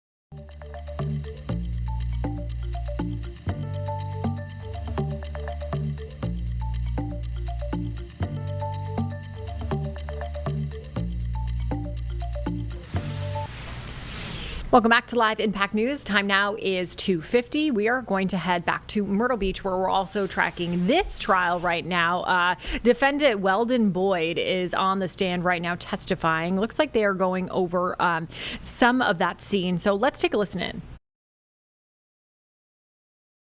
Hey, I'm still at a little bit of an accelerated speed. I don't know the speed. I'm not running 100 miles an hour. But I naturally closed the gap back a little bit. And then they got to where, roughly where the, is it on here? Yeah, they got roughly around here, and that's when we had gotten close again. Well, let's not go there yet, because I want to talk about some photos. Around, you know where Pine Needle Road is? Yes. You take any photos around there? I don't believe it was me who took those. I think that was Bradley that took those photos. Okay. Well, let's put them up and see if you recognize what's in them. Okay. They've been displayed in other places. Can I have some of those? Those photos around Pine Needle? Yes. You can give the court the exhibit number. Is it Bradley's or Weldon? Well, I'd like to start with Weldon's. Your Honor, these sequence of photos is exhibits 35A through P. 35A through P. 35A through P, Your Honor. I want you to walk through them. He'll put them on the screen. You tell me what you see. No, it'll be at the first days here. This was more brandishing, as you can see here. His face is there. I do remember this. I believe I took this photo. Maybe not. Maybe Bradley took this one. There's always been confusion of who took what photos. He kept looking in the mirror, looking over there, looking in the mirror. What hand's the gun? It has his gun up. What hand is it? It's in his left hand. Okay. And this is after 9:05. So This is after 9:05. Could you give me the next one? Or make that one y'all. This is just a little further down, and the firearm is still being brandished, and you can see him here looking ahead. What's he in it? Can I have the next photo? This was another slowing down brake check thing. He had just let off, and guns out. This time he had his finger in the trigger well. This one's really blurry because you can't see. But if you zoom back out, if you zoom out a little bit more, or is that the picture? Okay, there you go. So you see the angle of my truck. I'm trying to miss him again. So the angle of my truck's this way, but I remember this one because when I started to move over, he was moving over as well. Okay, please. And I was behind him, but he did that. There it is. He did that to close the distance back to me. And I'm angled again, and he's angled as well. I felt like he was just trying to get us to either stop or run us off the road again. Can we get the next one out?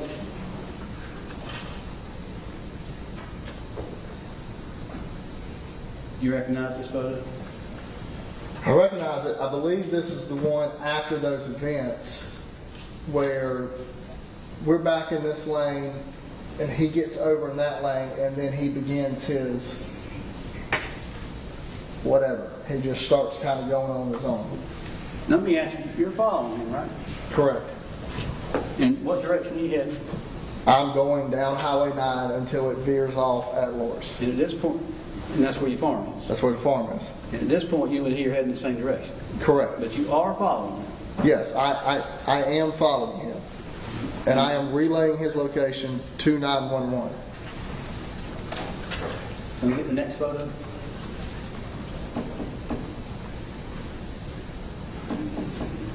You recognize this one? This is a little further down from that point, and this is more distance. He's just kind of increasing his distance there. Not much going on. You have any idea where the white truck is at this time? The other white truck? I think he's back here. What's the next photo? You've seen them all? You've seen them all. When you get a little further down, you get to the fireworks store, right? Correct. I'm going to have him play that video, and I want you to tell me about the cars you see and what you see with respect to speed and who's involved. Okay. Traffic on as much as you can narrate. And if you need to stop at any time, Just stop when everybody's there. Can you do that, Brian? Mm-hmm. So if you'll watch the flow of traffic.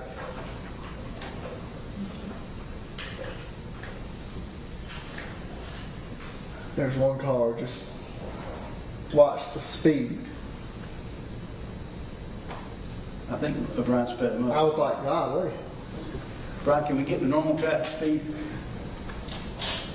This is it. All right, so there's flow of traffic.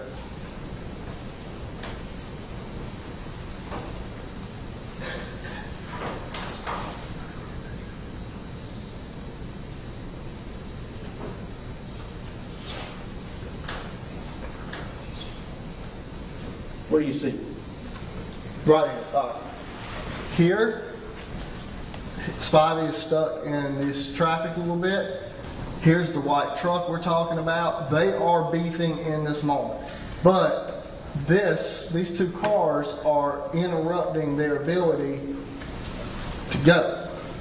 And then this is me right here.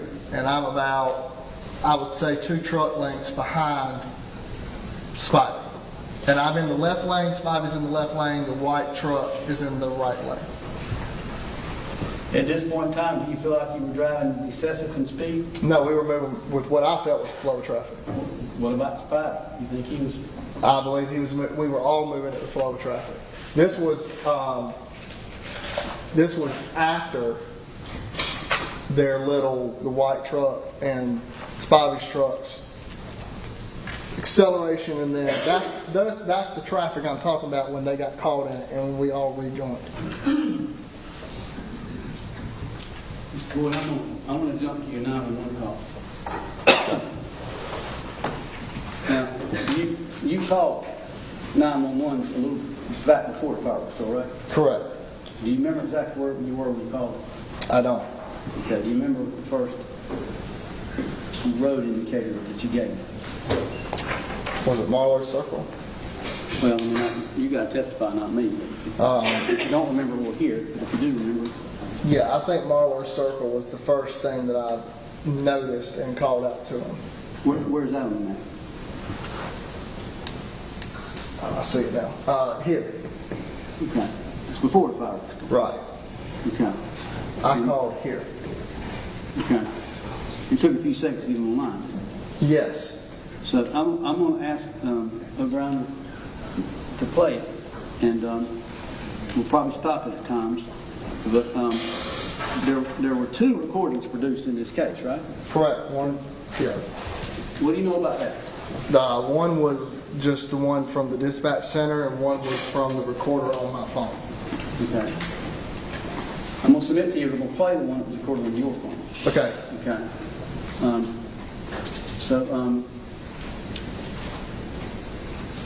O'Brien?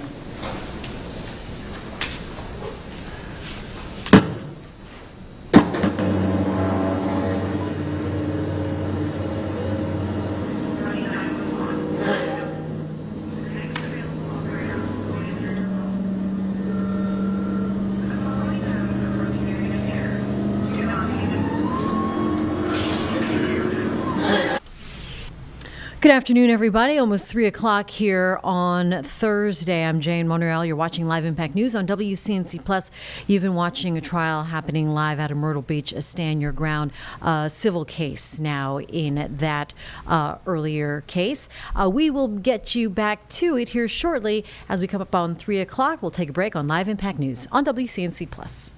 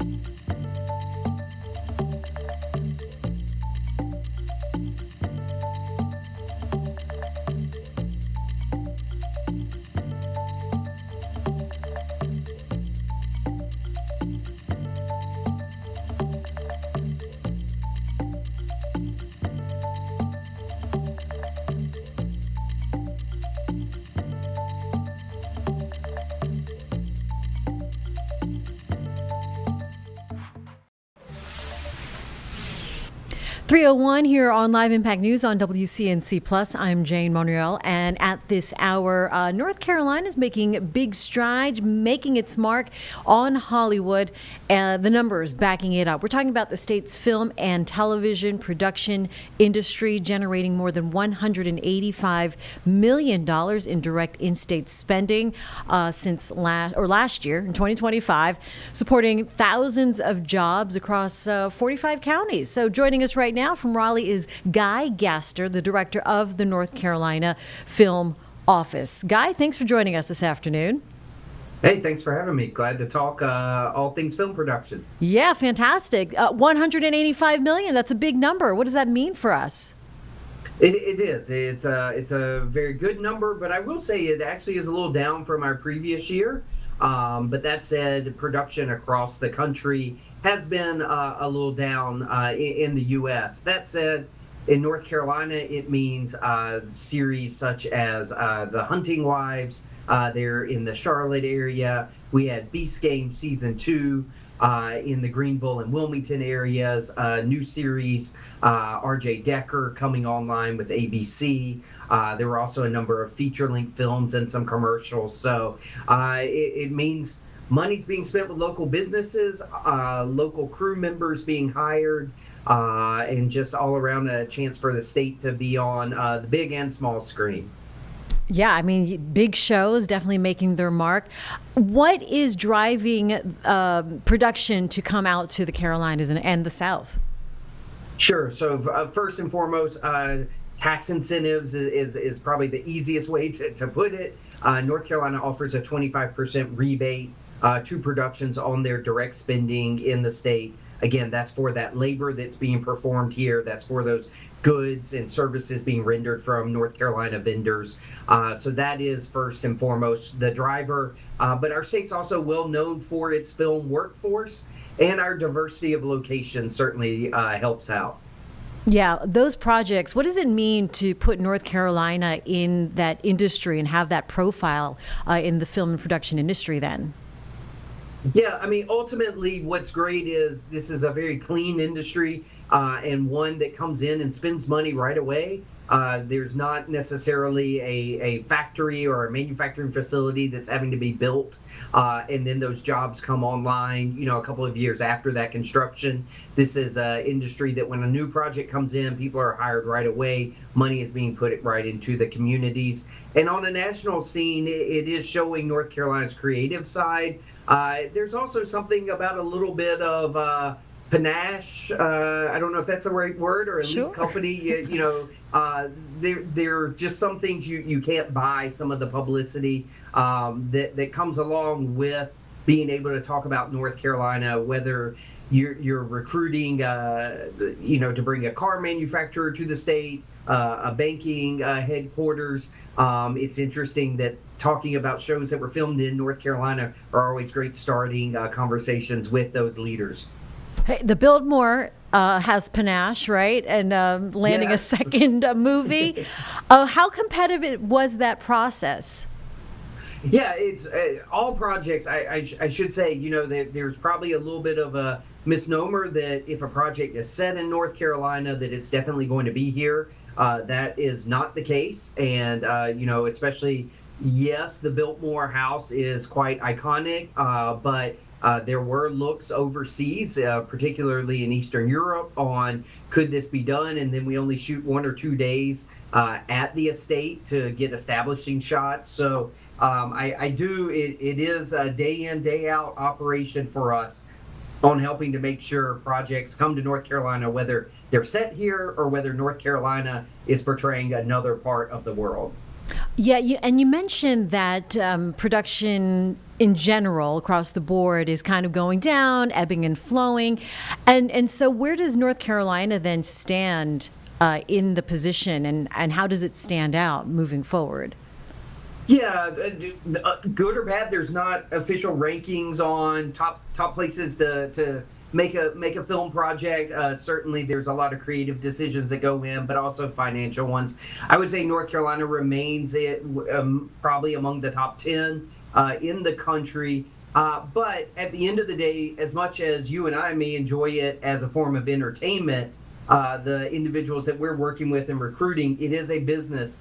And so they are looking at where they can get the most bang for their buck, if you will. And right now there are advantages for shooting overseas that make the project not cost as much to make as if they were shooting it domestically. Yeah, that's so crazy to think, though, shooting overseas to make it look like, somewhere in the Carolinas. How does state government then help move it into the right direction? Yeah, so definitely our incentive, as I mentioned, that is a key question. That's the first question I get when a project is looking at us or when we start to do proactive outreach to production companies. So on the state government side, it's continuing to make sure that the incentive that we have, if this is an industry we're going to stay active in, which it is as competitive as we can be and makes sense both for the industry we're trying to attract here as well as for the state itself.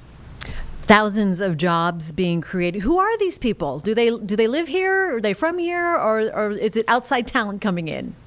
That's a great question. No, the majority of these, overwhelming majority, of these projects are hiring North Carolinians. The people, I think a lot of people, when they think film and television, they definitely think about the actors, maybe the directors and probably the camera people. But the film workers are so much more. We have hair and makeup, we have costumes, there's set design, there's the script writers. There are the people that do the food services for all the individuals working. Would definitely encourage your viewers and listeners to check out the end credits for a production and see all the names of the people that never will appear on the camera, but are definitely helping bring their favorite show or movie to that screen. All right, so from your office, how does 2026 look then? Yeah, we're starting off very well. As you just alluded, we have a feature, a follow-up to one of the Biltmore Christmas movies just shot. So we're looking forward to seeing that on a Hallmark channel coming up this holiday season. We also are continuing with new seasons of The Hunting Wives as well as R.J. Decker. And we've got a few other projects that we're not quite able to announce just yet, but are definitely in our pipeline. And I think you will be seeing announcements as we continue through the year about new filming opportunities and new monies being spent in our state as the result of the productions. All right, Guy Gaster, thank you very much. It looks promising, sounds pretty good. I stay for the end credits anyway, so I'll be looking for North Carolina shout-outs all over. Wonderful. Thank you for having me. Appreciate your time. And we'll be right back on Live Impact News on WCNC Plus.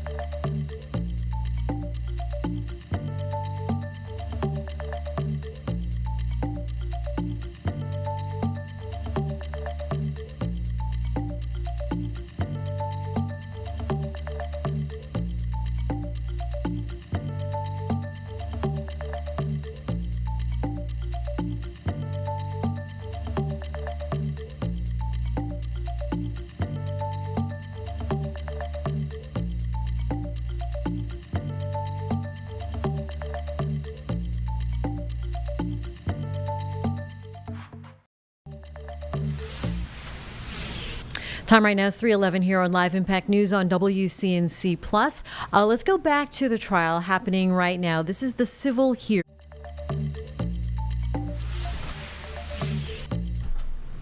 Sorry, we were interrupted. That was the civil hearing in the Spivey standalone case out of Myrtle Beach, South Carolina. Let's go to that now here on Live Impact News on WCNC Plus. Looking at the road sign, and I'm yelling it now because they couldn't hear me. I'm making that turn, and as I'm making that turn, I look forward, and there's Spivey's truck. White truck is gone. Gone. Spivey's truck. The door's opened, and I see him like coming out, like feet just leaping out. What'd you do? I'm slowing down now. I'm beginning to stop. Okay. And did you stop? I did stop. You saw this diagram earlier, didn't you? Yeah. That Tomasi spoke about? In this diagram, she depicted you, right? Correct. With the trailer? And Yes. him. Now, she measured 75 feet 7 inches between your bumper and his bumper, is that right? That's right. So how far would you say you were from him?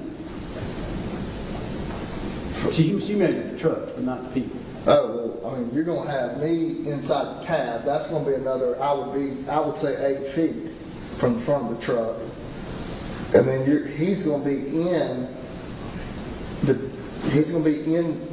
in this part. Like, as he's leaping out, he's in the door there.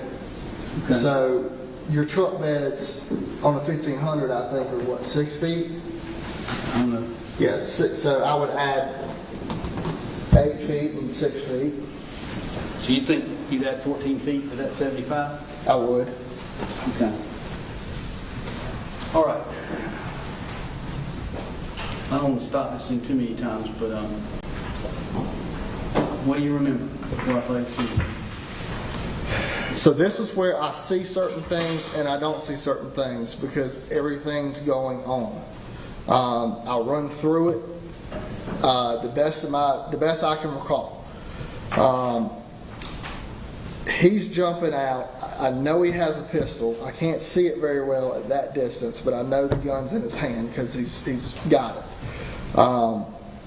After I stopped, I turned around and I started looking, and as I turned around to look, because my plan was, okay, I'll back up. But as I turned around to look, there were cars coming into Camp Swamp Road. I looked back forward, and when I look forward, now he's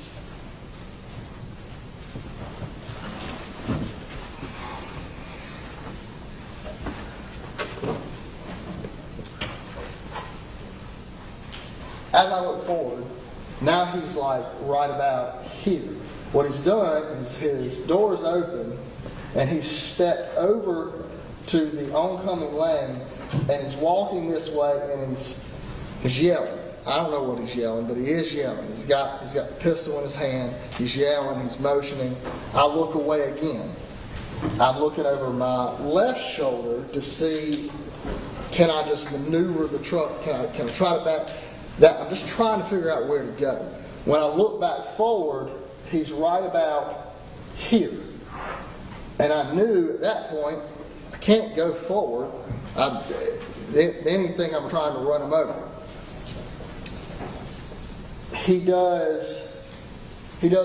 I've called it the Matrix move since the beginning because it's the only way I know how to describe it. He does a Matrix move with his firearm, which is, he has it here, he grabs the slide, does this, racks it, comes down just like this, the gun is on its side like this, and in that moment, I believe, somewhere around there is when Bradley is screaming to back up. I'm yelling, I can't, and the reason I couldn't back up was because I got confused. I was overwhelmed. I'm going to play the rest of it. Okay. Until after the bad stuff, and then we'll talk on the other side, okay?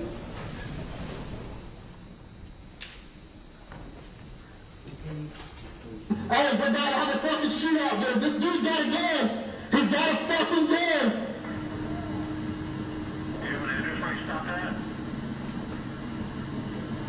Well, hey, run it back up. I can't put it in gear. Put it in gear.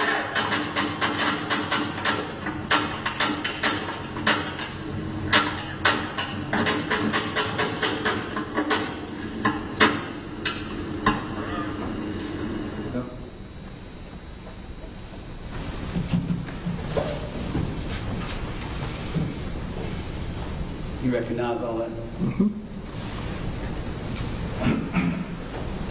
Explain not being able to put it in gear to the judge. I have another truck. Dad and I, we have trucks, and sometimes I drive his truck, sometimes he drives my truck. The Ram that I was in, the shifter is here. It's kind of like a car almost, where it's at. It's down here. The Ram, the 2500, we have a diesel Ram. Its shifter is here, and it's actually really high. It's about like right there. I went for that first. If you notice, I get kind of quiet, there's nothing there. Took my hand, I was going for that, it wasn't there. Then I reached down here, and I had my phone in my hand, and I was trying to pull the shifter, and that's when I yelled, I can't. What I screwed up on was, it has a button for these two fingers. With the phone in my hand, I wasn't hitting that button. And then I pulled the phone back up, and I believe that's when I'm communicating a little bit more, and then it's just, everything just goes to hell. You heard. We're going to break away from that trial happening out of Myrtle Beach for just a moment. You're watching Live Impact News on WCNC Plus.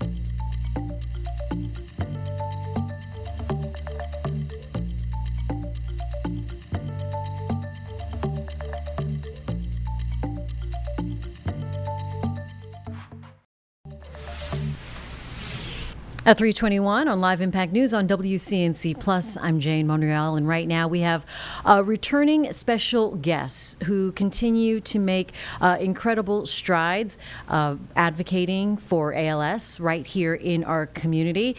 Tammy Hall is a registered nurse with over 25 years with Atrium Health. More importantly, she became a fierce advocate for the ALS community since her husband, Lewis, a U.S. Air Force veteran who's also here, was diagnosed with the disease back in 2020.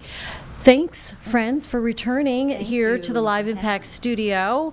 And of course, it goes without saying, we thank you for your service. So we thank you for coming in. And Tammy, we're going to get to some of the good news first, but let's go and revisit with what we talked about the first time you came out here, and that was with ALS. What happened when you noticed symptoms from your husband? Yes, Lewis woke up one Saturday morning with a raspy voice, and we just thought it was a cold coming on. And we just kind of waited around, and it never went away. His speech started to get delayed, and so we went to his primary care doctor, and they thought, okay, it was gastric reflux. Gave him all the medications and everything for gastric reflux, and then his speech kept getting worse. So finally they sent him to an ENT specialist, which said that he had a nodule on his side of his vocal cord. Had surgery. Speech still continued to get worse. Went back to the same doctor, and he thought it was scar tissue.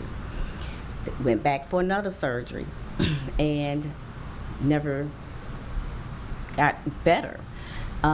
So then they did speech evaluations, swallow evaluations, all kinds of things, and they just couldn't figure it out. And they finally sent him to a neurologist, and all this started back in 2017. Okay, right. And they finally sent him to a neurologist, and she did all the necessary tests and ruled out all the things like familiar things like stroke, Parkinson, MS, all those neurological things. But they just couldn't figure it out until I decided to take him to another neurologist. And that's when he told us at that visit that he had ALS, and that was February 2020. So it took a few years. It took 3 years. To get that diagnosis. And during that time, then, you're just treating symptoms. Yes. And Lewis, your health is what? Is it touch and go every day? What is life like? I'm really stiff, and I'm off balance,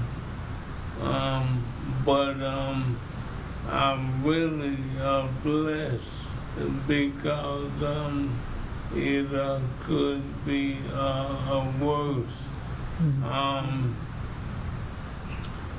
But on the bright side, I get to stay at home while Tammy goes to work.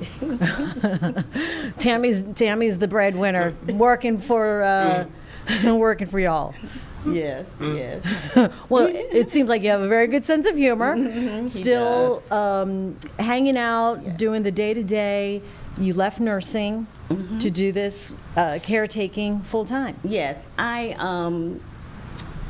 was going to retire at the end of the year, and an offer came with Atrium for me to work remote as needed.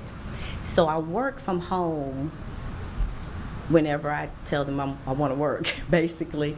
But that is good for me because I need to be home to take care of him and make sure he's doing everything he's supposed to be and not being non-compliant. So yeah, I'm home, just taking care of him and making sure he's getting all the things that he needs. Right. And your quality of life together, you have found, to me, it seems like you found the place of balance and quality of life, right? Yeah, we have. We still continue to do things we used to still do, like going to dinner. We still go on vacation. We still go to the basketball games to watch our grandson. That's really good. Awesome. And, so any activities we go. I mean, the only thing is now, if it's long distance, we have to use the wheelchair. But we're still able to go. It's still living your best life and making it positive and not sit home and dwell on that I can't do this, I can't do that. But he still have a great life, and I'm happy and blessed for that. I am so happy to see and hear that because people need to know that there is a positive and that there are things you can do. You also founded Beacon of Hope for ALS, and your work through that has been amazing as well. Tammy, talk to us about the reason why you took it a step further. Well, I started Beacon of Hope for ALS, for one thing, for my husband, and I realized too that a lot of people that asked what was going on with him, they thought he had a stroke because it mimics that. And when I tell them he has ALS, they didn't know what it was. So I started this, for one thing, to make awareness in the community and to be an advocate for ALS. Right. So since then, you know, it has been, since I talked to you, it has grown. We have helped many of people with ALS with this organization, doing like caregiving assistance, paying for care, because it's like $1,000 a week for caregivers. Wow. So we help assist with that. We assist with meals, respite care, hospital beds, whatever they need, we try to provide it, or the resource for them to get it. So many things that we don't think of, right? The devil is in the details. And Tammy, you do have some good news. Share how a very important foundation got involved and what you're going to do with that. So we have received a grant from the Christopher and Dana Reeves Foundation, a $15,000 grant for their foundation.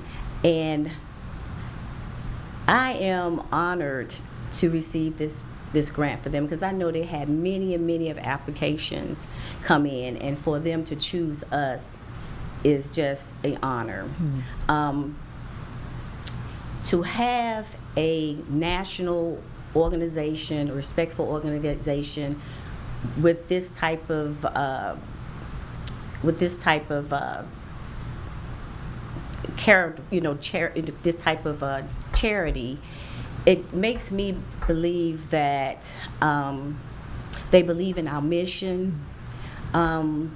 They believe that we're making an impact in the community.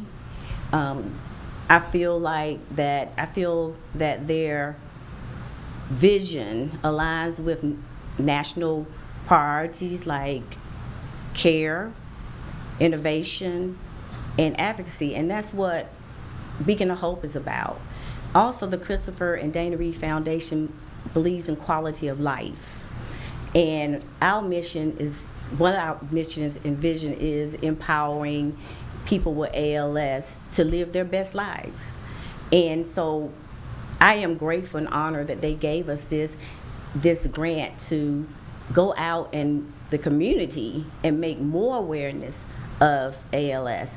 And another thing with the Christopher and Dana Reeves, as you know, Christopher Reeves played Superman. Yep. That's why I tell everybody Superman gave me a grant, but Superman gave us a grant. Yes. But you know, he had an accident that caused him to be paralyzed, and so this grant is for the quality of life for people that have paralysis. Okay. And as ALS, one of the symptoms is that eventually they will have paralysis. And they want us to go out as Beacon of Hope for ALS to talk to people about what we do in the community, talk about ALS, and how we can help other people live their best lives. That's great. So talk specifically about this workshop. This is how you're using this grant for a workshop that's coming up, for which I'm very honored to be asked to help MC and help host your event. But talk to us about this workshop. Okay, so one of the commitments that we have to do with this grant is make awareness. So one of the things is we're going to have a caregiver workshop on March the 21st at 3 o'clock at the Park Church. 10 to 2 at the Park Church. And it's for caregivers. If you have a loved one with you caring for, is it an aunt, an uncle, anyone that you're caring for, this workshop is for them. We're going to talk about things like safe transfer, because if you have someone with paralysis, you need to know how to transfer them from bed to chair, chair to bed, totally, etc. And also home safety, what in the home that can cause a problem, like a rug needs to be out of the way, wider spaces. We'll talk about nutrition, because it's important to have the correct amount of calories and proteins for the muscles to continue to work. And then also adaptive communication, because a lot of people with ALS and other people with stroke or whatever, they have communication issues. And at some point, they're not going to be able to communicate. So we need to know how to communicate with people that can't speak. And so we will talk about that as well. Okay, so several topics. Is this going to be broken into like small discussion groups, or you're going to have a speaker come into a main room and address everybody all at once? How does that work during the day? Yes, we will have speakers. The ALS clinic has been very gracious in helping us. So the physical therapy, the speech therapy, the occupational therapy, they will be the one, the dietitian, they're going to be the one that's going to be facilitating each of those issues. Okay. And they will be having participation, showing them how to use a gait belt, showing them how to sit and transfer. So they will have participation and answering questions at the end. Oh, great. Okay, let's show this flyer once more. This is happening again March 21st. There is a QR code as well, so you can register using that QR code or go to the website. Mm-hmm. All right, and Tammy, the website is www.beaconofhopeals.org. That's www.beaconofhopeals.org. Okay, so carve out 10 till 2 on March 21st for a very important workshop. Yes. And it sounds like you've taken momentum on since coming here last for Beacon of Hope, and hopefully this also gets it even more so, right? Yes. More attention to Yes, ALS. hope so. And I love that you are taking care of caregivers, because all caregivers all need some care themselves. Yes, they do. In something like this. And resilience. I love that. Yep. Education and resilience. Mm-hmm. That's what you two are living. Yes, we are. You, Lewis, you're living your best life, right? Yes. Together. I love it. Can I tell a little bit about ALS and what it is? Oh, please. Yes, we skipped over that whole thing. That's okay. Yes, absolutely. But I want people to know that ALS stands for amyotrophic lateral sclerosis, and it's referred to Lou Gehrig's disease. It is a progressive neurodegenerative nerve that affects the brain and the spinal cord, leading to difficulty walking, talking, eating, and breathing. No cure for it. They say life expectancy is 2 to 5 years, but we overcome that life expectancy. He is in his 6th year. Right. Well, if you go back to 2017 when it first started. Right. And like you were saying, some of the symptoms is muscle weakness, stiffness, cramps, difficulty swallowing, slurred speech, clumsiness, and respiratory issues. We don't know the cause, but researchers think it could be genetic or not family inherited. It could be environmental, and that veterans like Lewis, they're saying they have the highest, risk of getting ALS because of maybe exposure to toxic substance and things like that. So I just wanted to just give people a little bit what it is, because it could start as something as simple as a raspy voice, and your speech keep getting worse and worse, and they can't figure out what it is. Then I want people to realize there's other diseases out there besides stroke, Parkinson, and MS, and maybe we need to make our doctors sometime aware. Like I heard this podcast and they were talking about ALS, could that be a possibility? But like I said, nobody wants this disease. But if you can catch it early, you can start treatment to slow it up, and then you can continue to live, a quality of life, as what Christopher Reed and them saying. And this is why I think our vision linked together, because we have the same mission, the same vision. So I just wanted people to know a little bit about that. Absolutely. Very important part, because those symptoms, they might, like you said, and like you experienced yourself, could be simple, and you really want to advocate for your health. If it's not going away or whatever, you still need to push and find the right doctor. And so once again, March 21st, it is the Caregiver Education and Resilience Workshop from Beacon of Hope for ALS. Go to Beacon of Hope als.org. Register there. Yes. Is there a fee? No fee. No fee. Lunch is provided, breakfast and lunch is provided. There you go. And congratulations on receiving the Christopher and Dana Reeve Foundation grant. Obviously, great work, and your missions aligned with a credible and a beautiful organization. Louis, we thank you for coming in as well, and hopefully you didn't take too much part of your day, but all for a good cause. Thank you. You're a good man. You're a good man. I can tell. All right. He is. He is. Tammy Hall with her husband Louis Hall here representing beaconofhope.org. A great workshop coming up. If you feel like this would benefit you, go to beaconofhopeals.org. Thanks, friends. Thank you. See you next month. And we'll be right back on Live Impact News on WCNC Plus.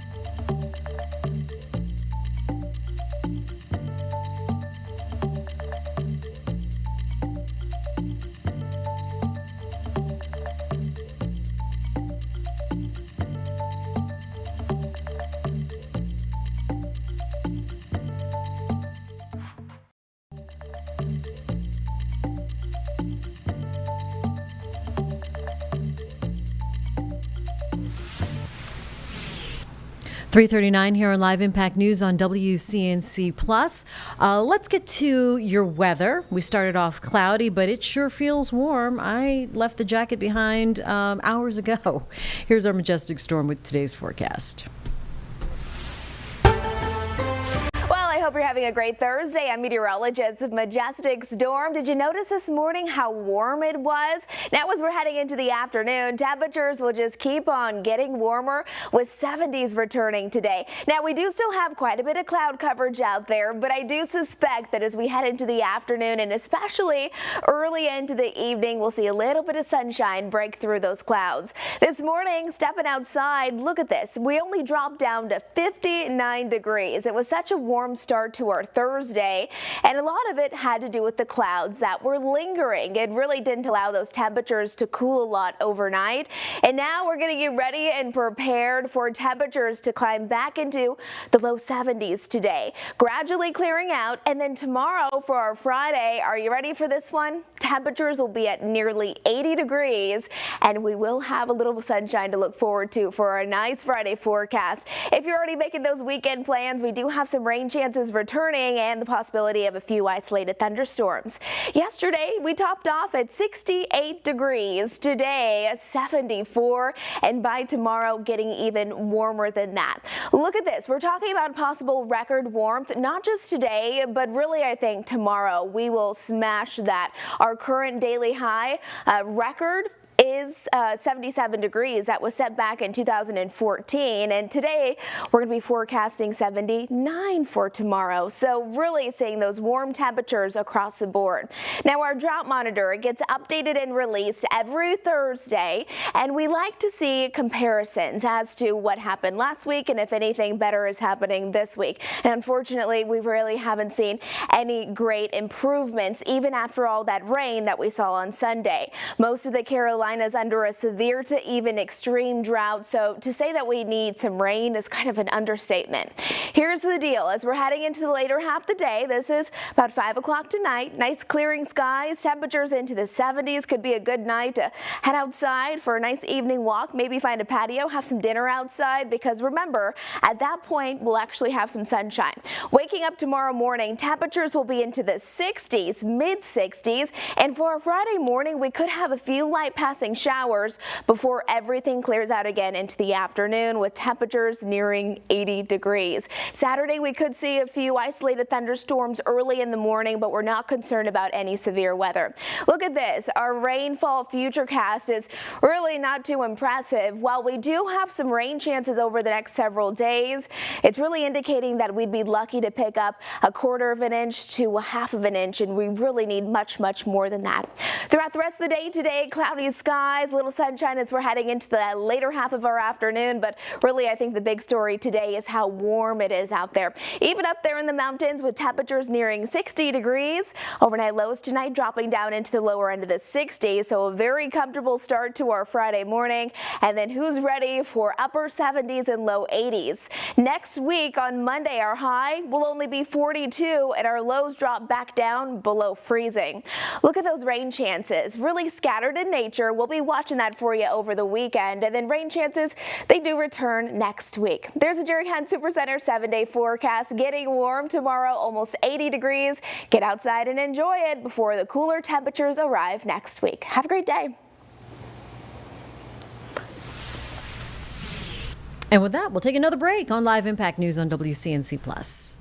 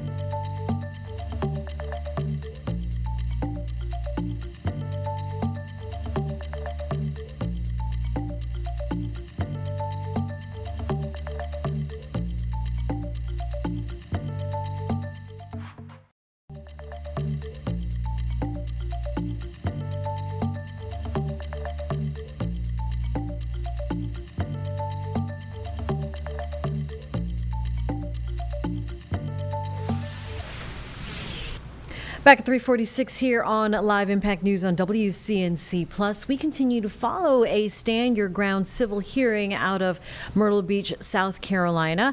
It does appear this is the Spivey, already the criminal part of the trial is done in the Spivey case. But this is day 3 now of the Stand Your Ground, the civil hearing that is set to decide if Weldon Boyd, a North Myrtle Beach businessman, and his passenger will be granted immunity in the civil wrongful death case of Scott Spivey. Let's listen in on Live Impact News. Parents out there grieving because their son did something stupid. I don't recall saying that, but I did say that.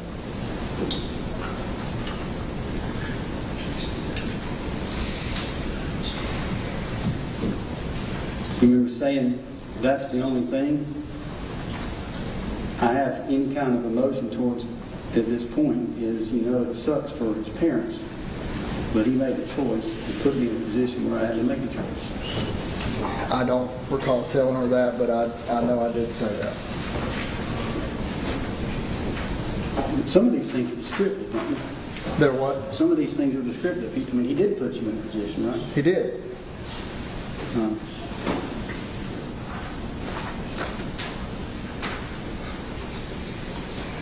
Remember telling your granny? That's what the guy did. He rode down the highway aiming a gun at all these different people.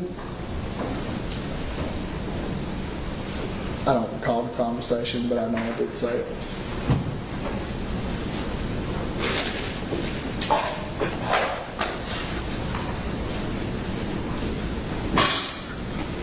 You remember saying to your granny that,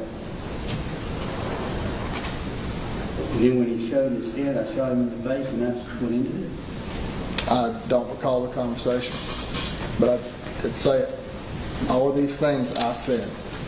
All right.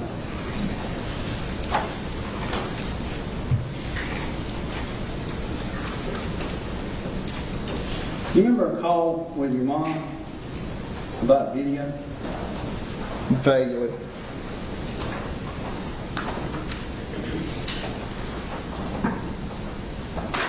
You know anything about video of this incident? No. Did you hear anything about video? I've heard so much about the video. After the incident, you heard about it, right? Right.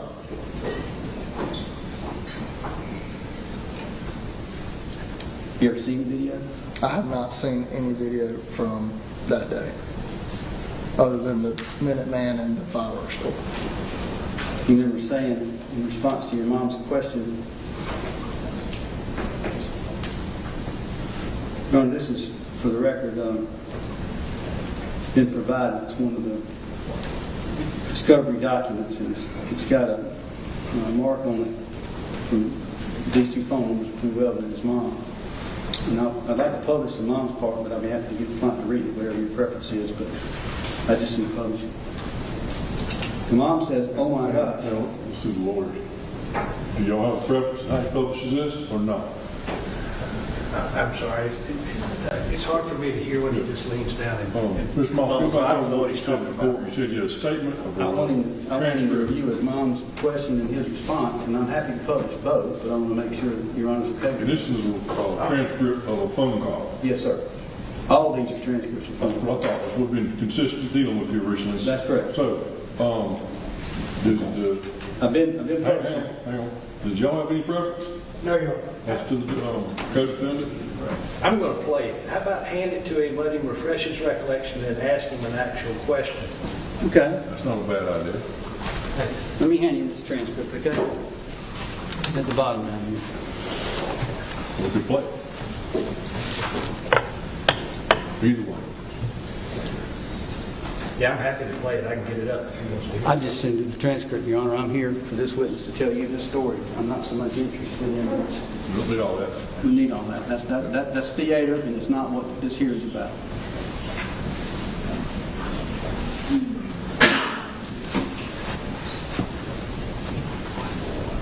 You call this conversation with your aunt? Don't get that far yet. I just want you to read that one at the bottom there. I vaguely recall it, but not much. What's she asking? She's asking me, Your Honor, she's asking, does the video show something different? And you were, but then I cut her off and I say, I haven't seen the video. And she says, and you were on the phone with 911 though? And I said, yeah, but I haven't seen the video. What video? I think I am asking her in this moment what video she's talking about. You hadn't seen it? I have not seen the video. Yeah.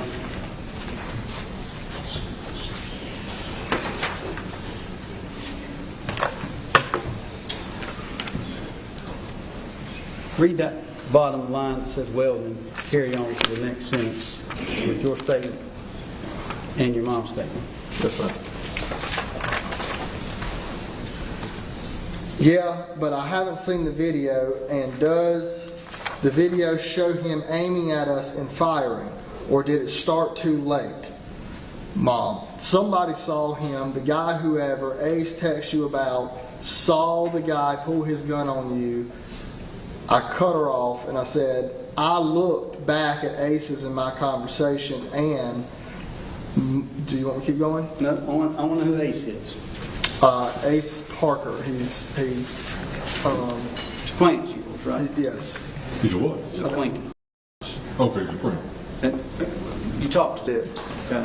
And did you learn anything from him? If you know, if there might have been a video, or I mean, why are you talking about a video with your mom? If you know, I think I'm equally confused in this conversation of what video we're talking about. To this day, I don't know what video they're talking about. They're accusing me of having filmed a video and deleted it. He's asking questions. if you filmed it, you know where it started, right? Correct. But you're asking your mom here, did it stop too soon? You're asking these questions, right? I think what I'm trying to figure out in those questions is, if there is a video, does it show him aiming at us and firing? Okay. But you don't know about a video? No, I do not know about a video. Okay.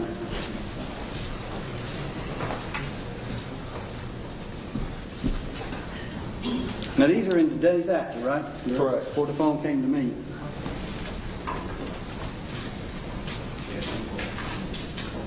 No, I'd like to stand over here, so I might keep going back and forth with this document, if you don't mind. Would you read this paragraph and that paragraph? This one to this one? Yes, sir. The video showing him aiming at us and firing, or did it start too late? Mom, somebody saw him, the guy, whoever Ace texted you about, saw the guy pull his gun on you. I cut her off here. I looked back at Ace's in my conversation and must have misunderstood it because I don't see where Ace said that I see where, transcript's weird. I don't see where Ace said that I see where said he was at Pooh's with a county council member and they were listening to it over the police scanner. I don't know if someone else told me that, but I've been looking and can't find that anymore. There's somebody in there. All right. So you don't know where it came from? Yeah, that's way out of context for the court. That's just a huge. So, I hate to do this, but I have to take a break. You know what? I'm going to go along with you. Thank you, Your Honor. I got it. That's probably good. Everybody's good. All right. How much more you got, Mr. Moss? I want to go through all these phone calls because we're going here. All right. Let's take till 21 and 2, so close to 15 minutes. Be back in a little bit.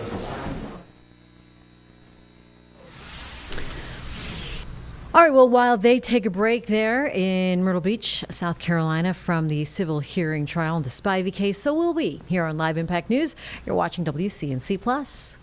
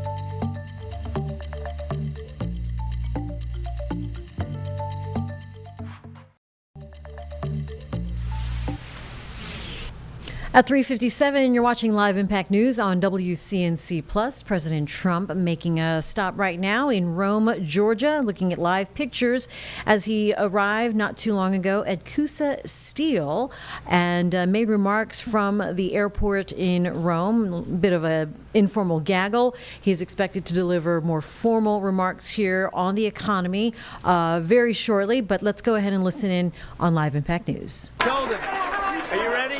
I told him no tax on tips, no tax on overtime. Did that matter? Yes. Thank you. And she's worked here for almost 50 years. And she paid tax for all those years of those tips, right, religiously. But not anymore. No more tax on tips. Thank you, everybody. Thank you. Thank you, everybody. Mr. President, just right, sir. President Trump. Can you replace Biden? I will. See what he wants? He wants me, let's see, dear American. It's the Presidential Lifetime Achievement Award. Wow, that's pretty good. But I don't want his name on there. So can you help me out? I love it. He doesn't want Biden's name on his Lifetime Achievement Award. Yeah.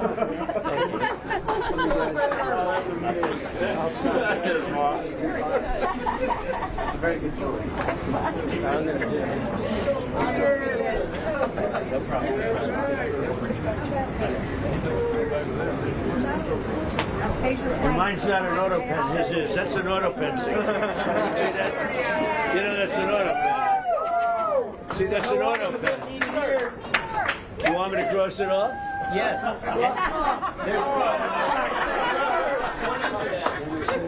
That's it right there. That's an auto pen signature. That's it. You think he signed it? He didn't sign that. Crazy, man. That's a lifetime. Crazy stuff, right? That's crazy. I don't know how he did that. Auto pens. It's insulting if you think about it. Thank you. Okay, now you have a real Lifetime Achievement Award. Thank you, everybody. Thanks, sir. Thank you, Chris. See you at the next event. Do we like the fake news? Yeah. Huh? I'm not so sure. They don't know it. So far, you've been very fair. You've been very fair. Yes. I'd like to shake your hand, sir. I'm the mayor of Rome. You can shake my hand. Thank you, Mr. Thank President. you. Good looking guy, right? Yeah, thank you. You are too. Thank you. Have a good time. Thank you for coming out. Bye, everybody.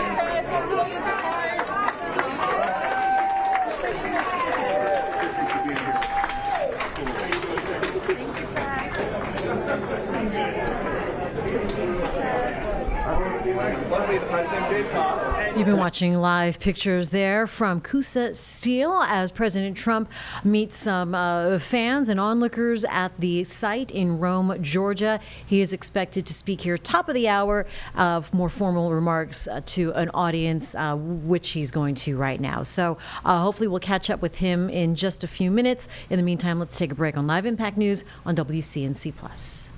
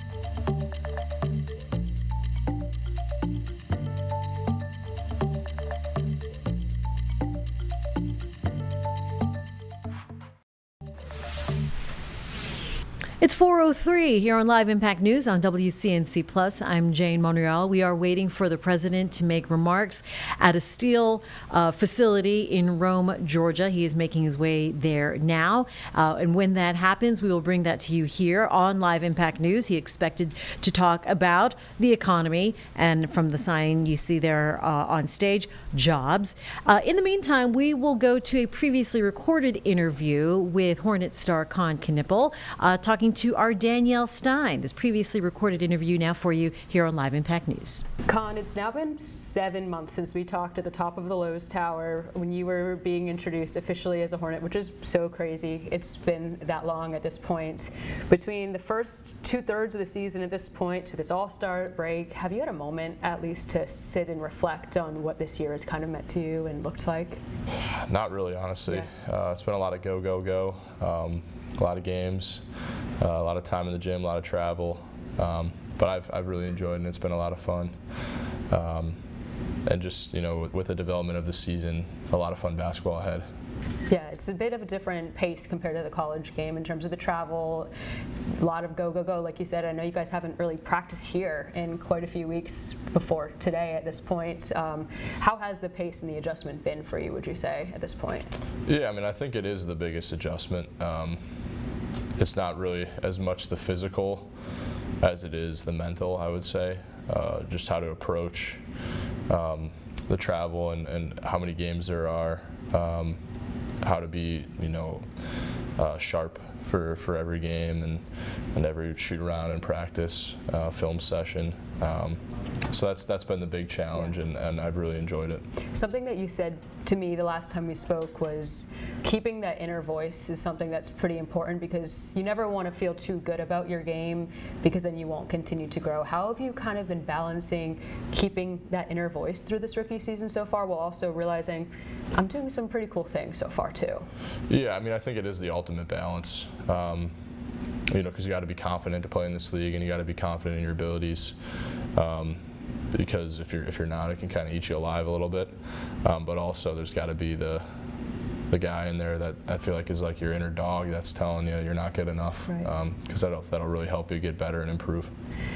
I spoke with your mom a couple months ago for a different story, and something that just made me crack up. She was like, "My little guy, how is he going to play up against some of these, big players like Rudy Gobert?" When you're up there at the All-Star weekend with Giannis, for example, I know you guys had a good conversation. What's that kind of been like for you to meet some of these big figures in the NBA, and you're kind of equals at this point? It's fun because, especially like Giannis or especially him, because he plays in Milwaukee in my hometown, so that's really special for me. But those guys you grow up watching, and you grow up as a fan of the game, so it's really, really special to see those guys and be able to talk to those guys, ask those guys stuff, ask them questions, and really as just because at the end of the day, I'm still a fan. Right.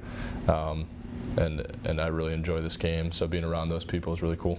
He said you are one of the smartest rookies that he has met in his career, which has to definitely mean something to you. How do you feel like your basketball IQ has grown since you've been in this building with the Hornets? Yeah, a lot. I think like going back and sometimes and watching college games, it is there is a step up, obviously, in the understanding of the game. I think my awareness of time and score, constant awareness of that, or that it's needed in the NBA. Like, you got to be able to know how much on the shot clock, how many fouls do we have. All that stuff is it's important in the college game, but I don't think that many players really use that to their advantage. Where in the NBA, it's pretty necessary. A lot's obviously made of your three-point shooting, as it should be, but a lot of people are talking about something they saw this past week at the Rising Stars game, which we also saw during a summer league game, is you diving on the floor for a loose ball. What does that, element of your game, just that competitive player that you are, kind of come from, and where does that part become an underrated portion of your game as well, too? Yeah, there was a quote from Larry Bird that was kind of, my dad has these sheets of all like NBA players in quotes and good body language, bad body language, and one of them was you know, a guy just watches a guy watching a ball go out of bounds without, you know, diving for it makes me sick. That was one of them. So I think of that all the time. But really, it's just if you're going to compete, you might as well give it all you have and you know, put your body on the line a little bit. You mentioned your dad. I want to know a little bit more about this men's league and how old you were when you were playing with them. And did that kind of teach you when you were younger about playing with some of the big guys? Yeah, I mean, I think so. My dad runs a men's league in Milwaukee for 20 years now. And it's all the guys that play in it are, you know, former college players, mostly D3, but a lot of, and because we have a lot of D3 schools in the area, but you know, there's D2 guys and some D1 guys that have come along the way, and so it's like a really high level league, and so I think playing in that, as I started in 8th grade. Wow. So playing in that I think was the biggest key to development for me and my basketball journey, because you know, you learn how to be physical, how to move without the ball, you know, how to communicate, things that are so important for today's, especially in the NBA, for today's basketball. And so I think that was probably the biggest key for me in getting better. How big were you at that point in 8th grade? I mean, 8th grade I was 5'10". Okay. Yeah, skinny. Yeah, I joke it's NBA length quarters. Yeah. So I went from, you know, averaging like 10 a game to, we keep stats and all that, and to averaging like 40 in like 2 years. Yeah. So I mean, I think it was, you know, very instrumental. It's definitely seeming to pay off. As you guys are going in the back half of your season, you said just the other day that we now view ourselves as the hunters, and I think that is something that really resonated with a lot of fans when you said that, because it seems like there was a flip that may have switched. Here you guys are in control of your own fate. What can you kind of attribute that to at this point? You know, I think it's just you get a little confidence, you know, especially against, you know, being some really good teams in the NBA. And so I think that, you know, confidence, like I said before, on the individual level, but on the team level can be really good. And I think, you know, going into the game and believing that, you know, we're going to win, you know, is a really good thing. Awesome. We will return with more awesomeness after this quick break on Live Impact News on WCNC Plus.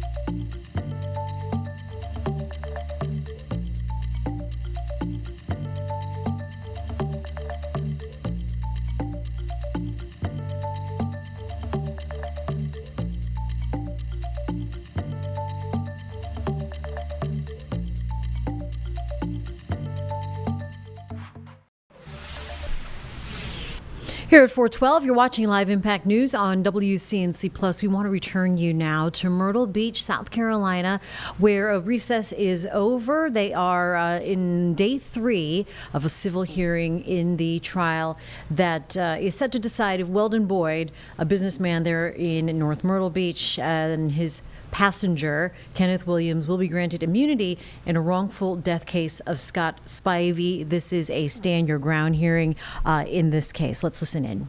10 minutes while he ate, and then left. You call any other meetings with him? No. You know anything about his family or where he lives? No. Is he a friend? No. Have you any reason to think that he would intervene on your behalf?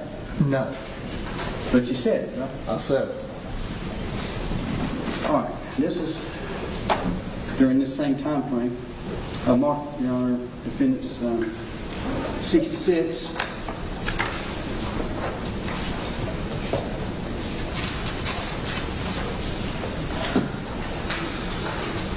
I want to talk to you about these. Let me show you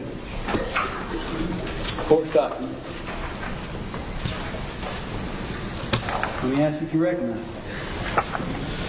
These appear to be text messages between, well, it's me at the top. Okay, this is me speaking to my mother. Do you remember? I don't recall this conversation, no. And it's 5 days after it, September 14th. Yes, 5 days. This is you to your mom, your trusted confidant. Okay. Did you read it? Publish it for the court. You want me to read it out loud? If you feel comfortable. If not, Yeah, you I read it, can. you can tell me if I got it right. Mama, I only followed him because he aimed a gun at innocent people. I told the police I was going to stay with him so they could find him. I had no idea that they would that would lead to a gunfight.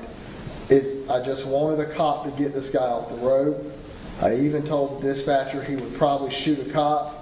Even when he aimed at us, we didn't pull our guns. We didn't pull our guns until he started shooting.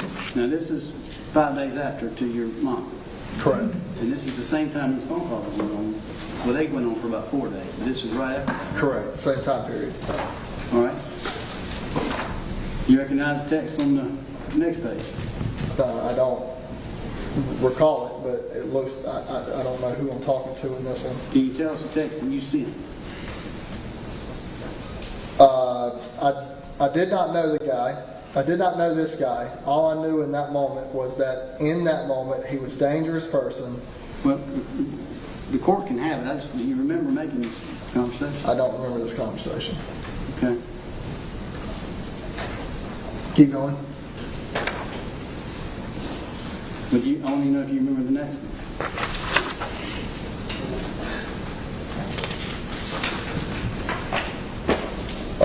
Is this your text?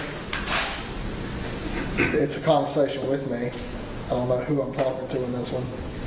Do you remember it?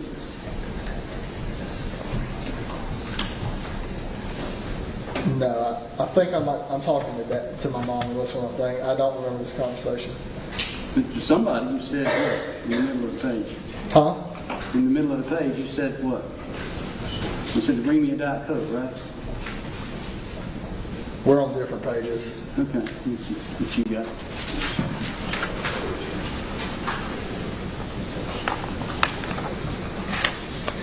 Next one. Do you remember this one? I do not remember this one. Okay, let's skip it here.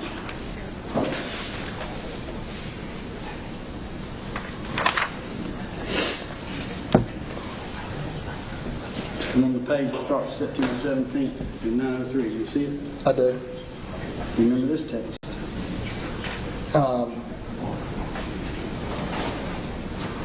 I do not, but I believe I'm speaking to my mother. It's your text, isn't it? It is my text. Can you read what you typed? Yes, the entire night. I woke up once and just cried. I don't know why.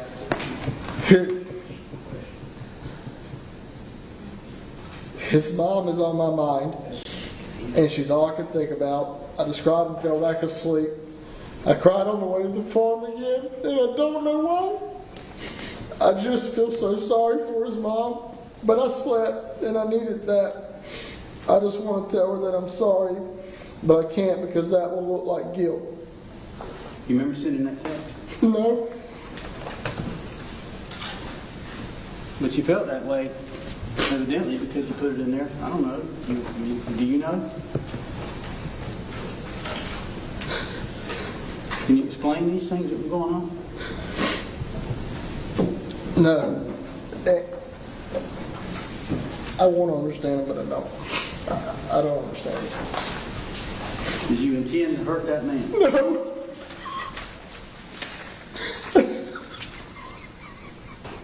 Would you have fired him had he not fired you? No. I gave him every chance he really just got back in the truck.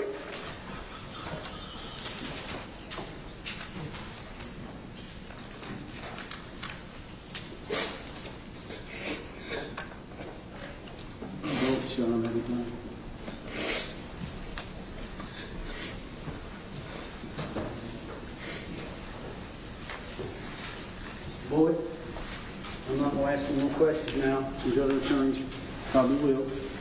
And give your time to teach them in, please.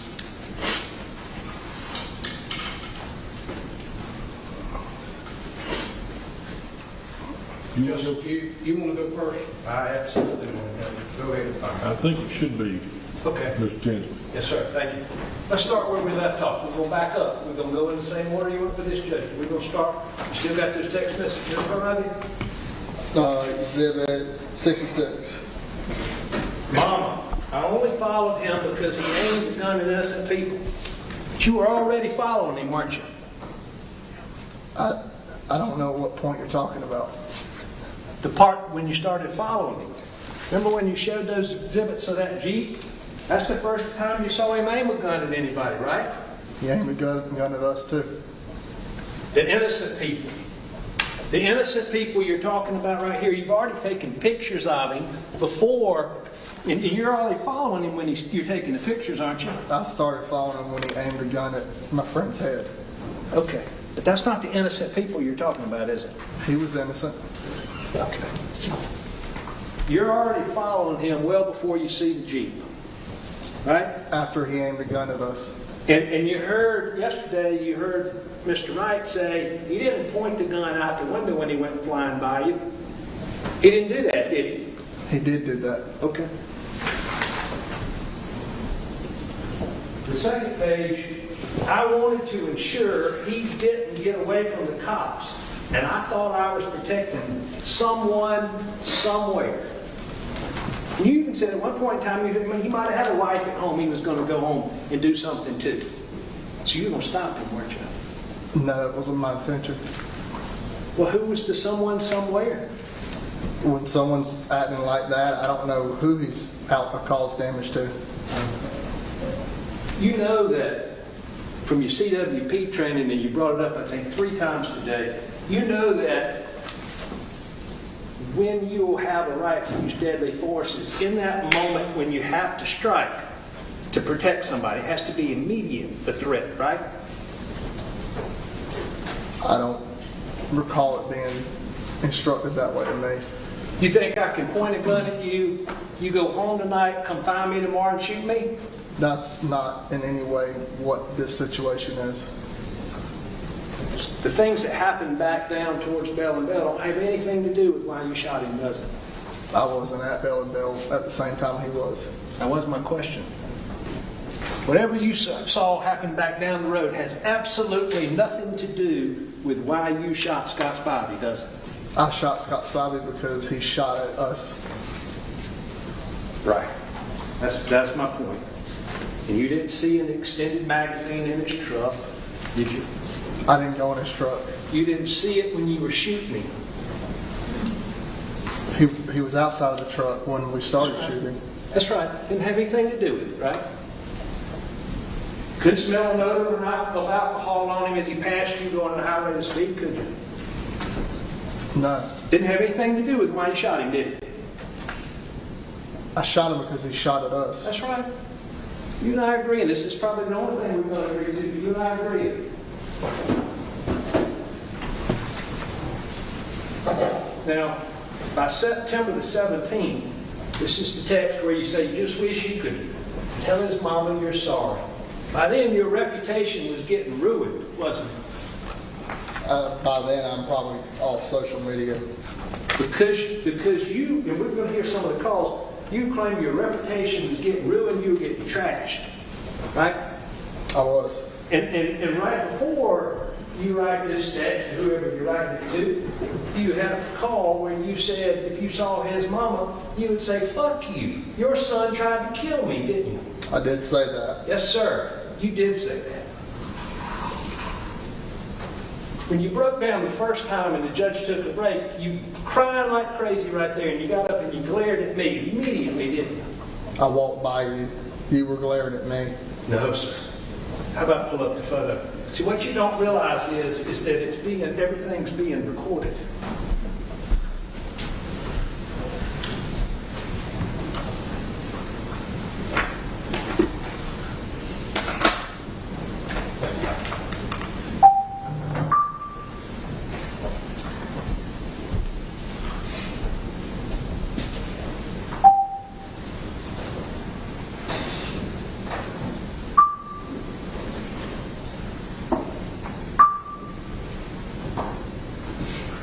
I think Mr. Martin must be doing something, Judge. No, young Mr. Martin's not in here.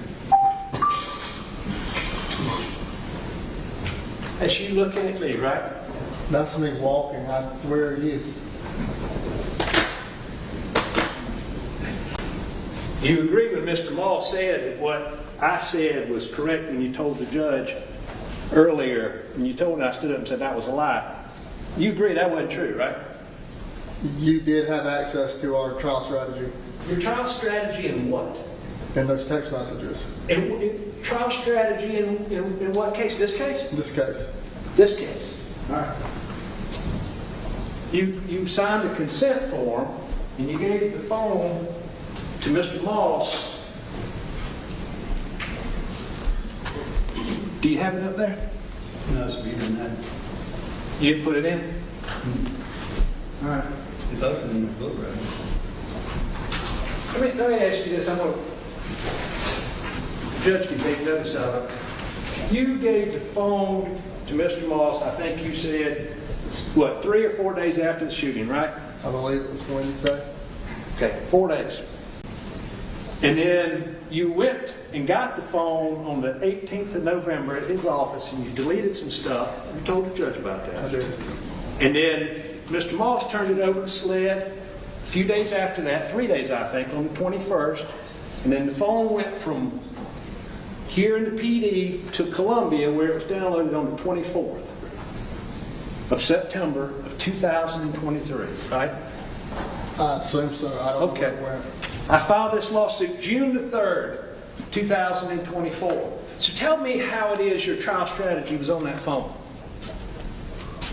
You told him that you had our information, our text messages between each other, where we have been discussing this case and how we were going to defend ourselves against the shooting and everything else going on. Well, either he lied to you or you lied to the court, but that's not what happened.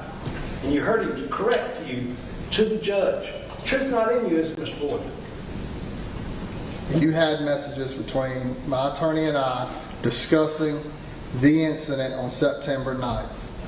I asked you during your deposition, had you ever been treated for any sort of mental or psychological issue, and you said no, right? I don't recall what I said. Can I see the transcript? Okay. This is your deposition. This is the sealed deposition. Just like I did with Mr. Wright, I'm going to tell you and take you to a page in line.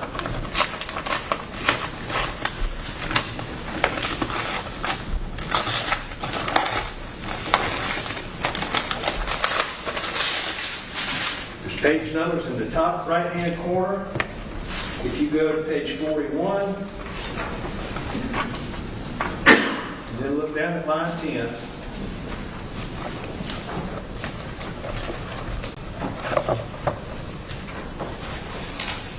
My question, have you ever been treated for any other mental or psychological problem or issue? And that other is in addition to just depression, is what you told me. Right? Right. And your answer was mental? No. Just normal ups and downs I think every adult goes through. Okay. That's what you said, right? That's what I said. You didn't say anything about PTSD, did you? When I went through all of my records for the... You didn't say anything in your deposition transcript that day under oath about PTSD, did you? Because I went... You can explain it.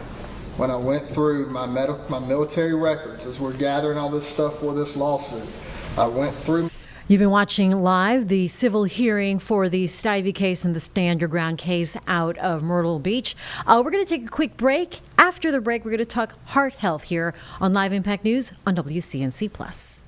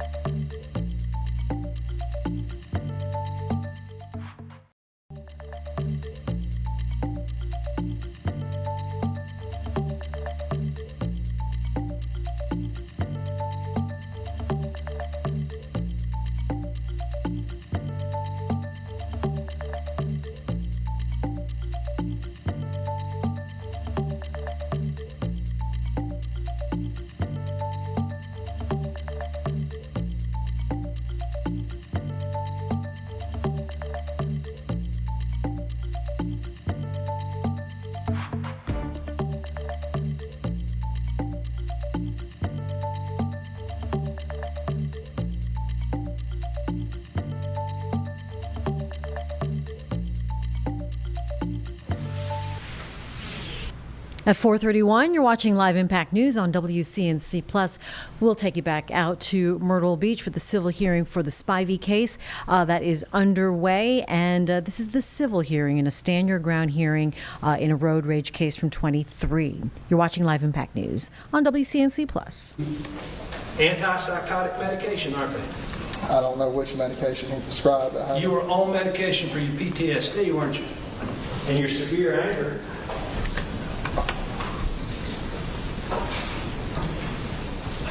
Where does it say severe anger? I see anger, because I remember having this conversation with him. I don't see severe anger.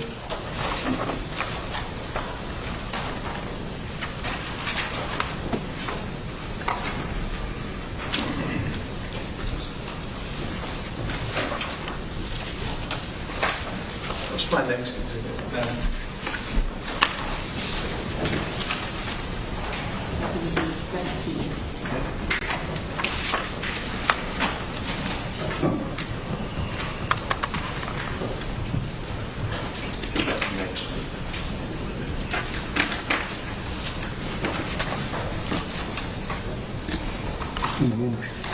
17 and 18 young.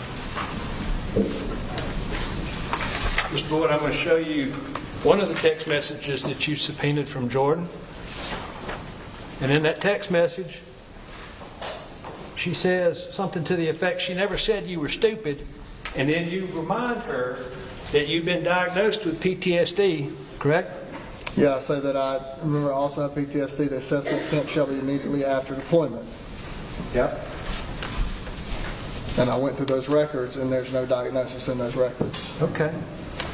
And you also told her, you said, they feel sure, this is for your disability, they feel sure we can get my knee and back approved. And then they went through my psych records and said there was enough documented there. It's hard to read. Yeah, the record that I'm talking about here is why I dug through there trying to find it, and I could not find it. I understand that. I'm getting to the down. I told them I didn't want PTSD on my medical records because if the gun laws got stricter, then you wouldn't be able to keep your guns, would you? I think the red flag law is a flawed law in many states, and it's just not a problem I want to have.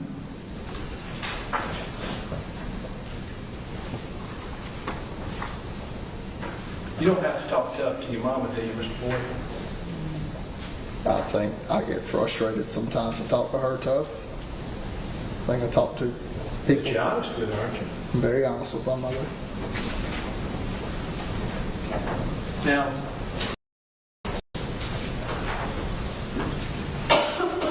can you pull up the text messages you just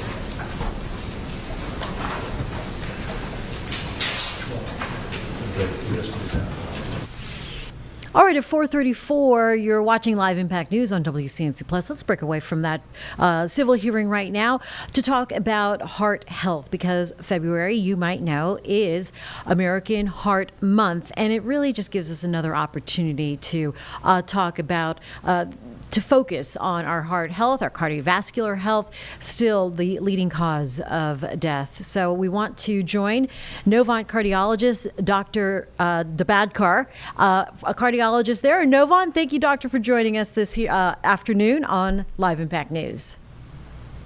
Thanks for having me. Really glad to be here.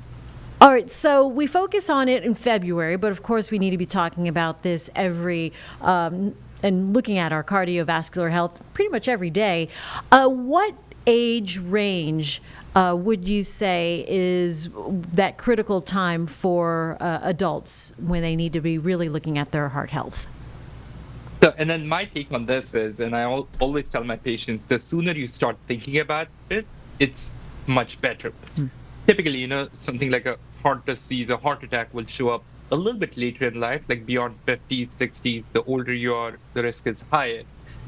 But the risk factors start much earlier. And there's enough evidence at this point to show that even kids can start building up plaque if they're actually eating a lot of junk food, or if there's genetic predisposition to developing heart disease. So sooner is always better. So I'm always happy to see younger patients in the office. Wow. I mean, we're talking, what, like elementary school age kids to talk about that? That's where your habits start developing. It's funny, we're chatting about this today. I just came out of a room of a patient, and she said she had not eaten a vegetable until she turned 80. And so she never ate vegetables, and now she's severely obese, dealing with weight issues and all of that. And she kind of blames her parents. She's like, yeah, my mom never eats vegetables. And then it got me thinking, the sooner we start, it's better. Elementary school is when you start developing all those habits. Do you have a soda, or do you have chips with your food? Or do you have fruits with your lunch and all of that? So I think sooner is better. Yeah, sure. So good habits start at home. What should we be talking about keeping stocked in the refrigerator or in our pantry? So one of the things that commonly happens, I'm sure it happens to all of you, is when you're bored watching TV, watching sports, you just go open the fridge for no good reason, peek what's in there, and just leave or grab something. So my take is the more natural foods that we have, the less processed foods that we have is better. So if talking about the fridge, I typically love having fruits, mostly berries. So something like blueberries is a fantastic snack, quite underutilized. So there's enough evidence with blueberries. If you have a handful of blueberries, they can literally lower your blood pressure by a little bit within a couple of hours. So that's how quick the impact is. Any sort of fruits are absolutely great for the fridge.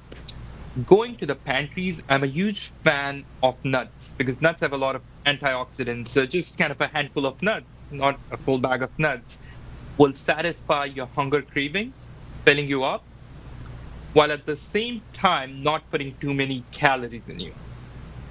I love hearing all this, doctor, because I had blueberries and some almonds earlier today. So I'm going to keep that on the list of keeping replenishing the berries. Does organic matter? And that's an excellent question. So organic matters not necessarily from a heart disease standpoint, but the thing with fruits and berries is often there's no covering that you're removing before you eat it. For example, I prefer to buy fruits like berries in organic fashion because then there's no insecticides and pesticides and all of that on it. But just in terms of other things like nuts or even fruits with wrappings on them like bananas and oranges, I don't mind buying non-organic. Ideally I'd want to eat everything organic. That would be the best. I was at the grocery store last weekend and I was comparing the prices, and there's a $2 difference between a small box of organic blueberries versus non-organic. But my kids are young, so I decided to splurge those additional $2. Oh, good for you. But yeah, if you can afford, go for organic all the time.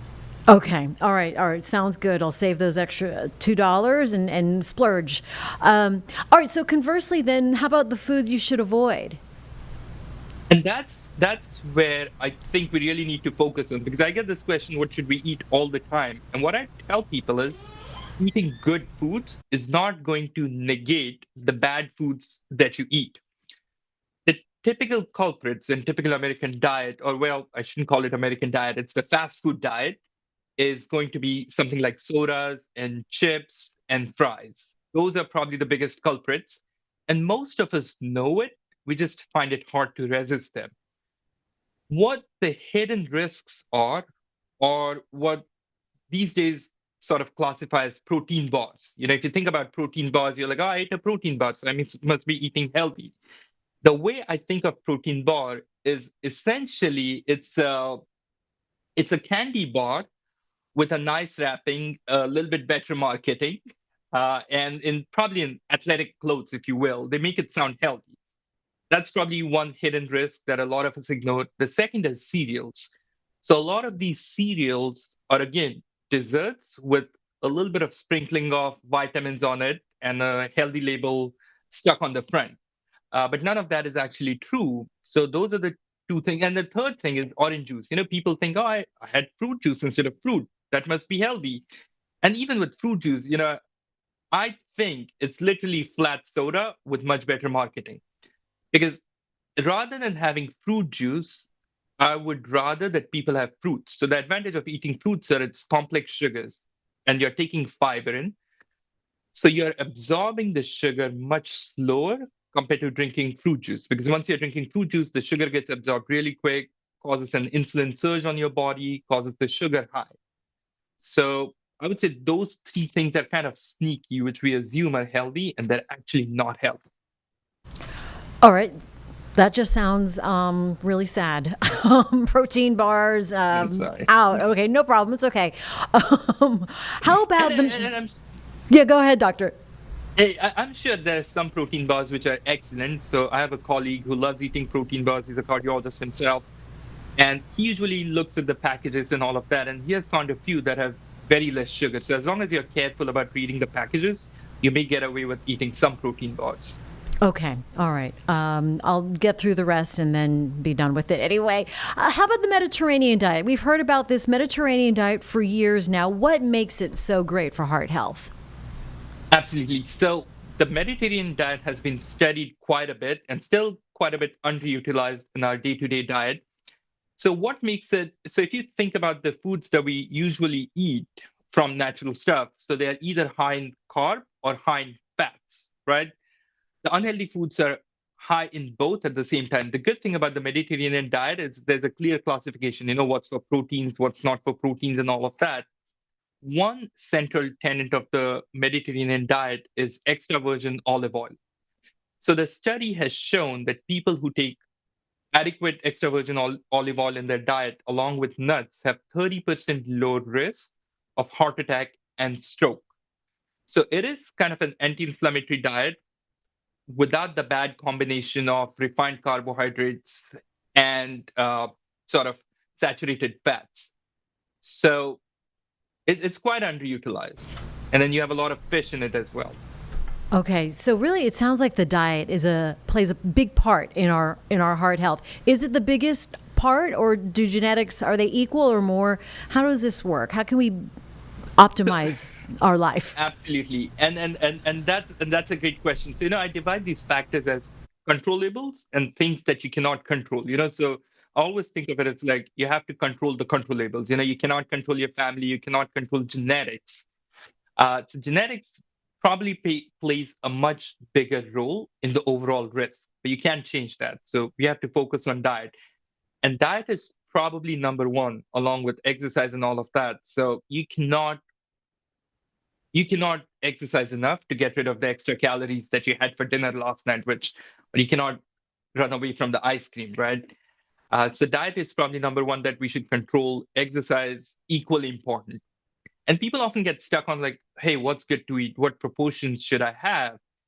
But what I tell people is avoid things that you should be avoiding and focus on being decent for the most part. You don't need to have a perfect diet, because if you aim for perfection, you're going to keep failing at it and you're going to get discouraged and stop following it altogether.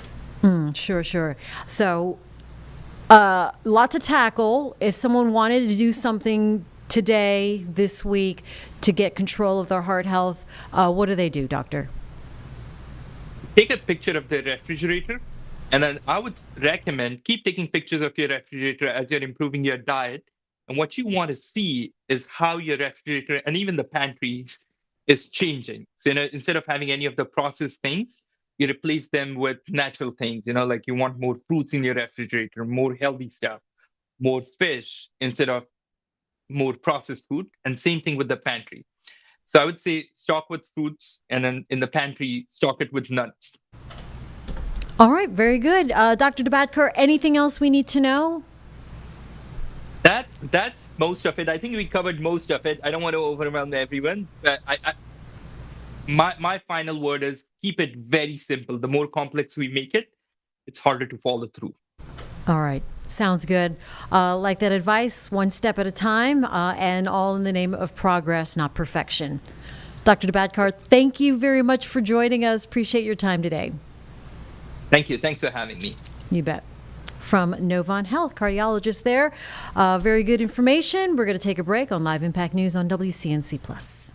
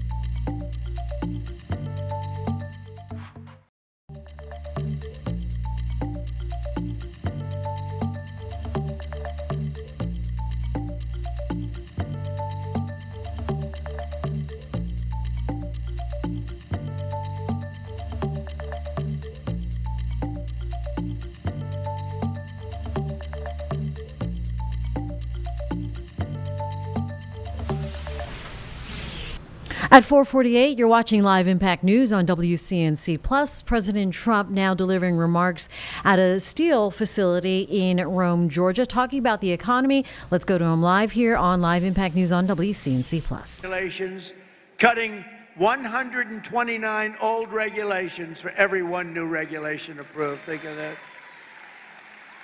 So we approve one, and we cut 129. And what that means is jobs. That's all it means. We ended the radical left war in American energy. Now oil production is up by more than 600,000 barrels a day, and natural gas production is at an all-time high. Plus, we have a great relationship with a country named Venezuela. You've heard about Venezuela? And we're helping them very much with their oil. They get a lot of oil, we do too, but we're helping them a lot. We took 50 million barrels of oil is right now floating very nicely in extremely large ships to Houston where it's processed. And it's going to be great for Venezuela. The president's doing an excellent job, getting along great. But that was a very strong attack, would you say? It was a very strong attack. That wasn't like Jimmy Carter. That wasn't like Sleepy Joe Biden in Afghanistan, where he had no idea, had no clue what he was doing. Take the equipment. You know, I was getting out of Afghanistan. We were going to get out with dignity, strength. They feared us, but we shouldn't have been there, frankly. But we were getting out with dignity and strength, taking all the equipment. He left the equipment. They said, leave everything. Let's go. I said, what do you mean? You're leaving a $150 million airplane? And one of the generals told me, that's when I knew he was a stupid general, Milley. Sir, it's better to leave the plane. I think it's cost efficient. You're going to leave a $150 million plane because you don't want to fill it up with a tank of gas? These people were so stupid. But now we have General Raisin Cane. He's a little different. A little different. He's a little different. I was told by my first administration, I had these generals, you know, what the hell, I never did it before, so I picked a couple of losers. But the first ones, they told me, sir, it'll take 4 years to defeat ISIS. And I said, how can it take 4 years? We have the best equipment in the world. Why? And I rebuilt the military my first time. I said, why would it take 4 years? They said, well, I would. So I decided to go to Iraq, and I flew to Iraq. I was extremely brave. In fact, so brave I wanted to give myself the Congressional Medal of Honor. I said to my people, am I allowed to give myself the Congressional Medal of Honor? And you know, I've given out so many to guys that are seriously brave. I mean, they come in with the arms are missing, the legs are missing. The stories are so unbelievable. And I said, no, it's a little stretch if I gave myself one of them. But it's one of those things. Someday I'm going to try. I'm going to test the law. Brandon, I'm going to say, let's give it a shot. Maybe I'll win in court after everyone sues me, after radical left lunatics sue me. Now watch. The fake news, you know I'm having fun. The fake news will say, Donald Trump wants to give himself the Congressional Medal of Honor. But he was rebuffed by the audience, who stood up and booed the hell out of him. No, they say that kind of stuff. It's amazing. They say, if I'm sarcastic, even a little bit, they make it sound. You know, I said one thing the other day, a little while ago, a month ago, 2 months ago. I said, I don't think I'm going to make it to heaven in front of a massive group of people, 56,000 people. And they're all saying, oh, what does he mean? I don't think I'm going to make it to heaven. I'm doing a great job for a lot of people, but I don't think so. I'm just not worthy of heaven. I'm not going to make it. And I was having a good time going, you know, I was having fun. I hope to make it. But I doubt I will, to be honest with you. A lot of you will. I'm not so sure. But I was having fun. The New York Times has a front page story. Donald Trump is now questioning his mortality. They made it like I was totally. So you can't joke. It doesn't work. Kelly Loeffler here, small business meaning big business. She's in charge of, she's a Georgia peach. She's a great one.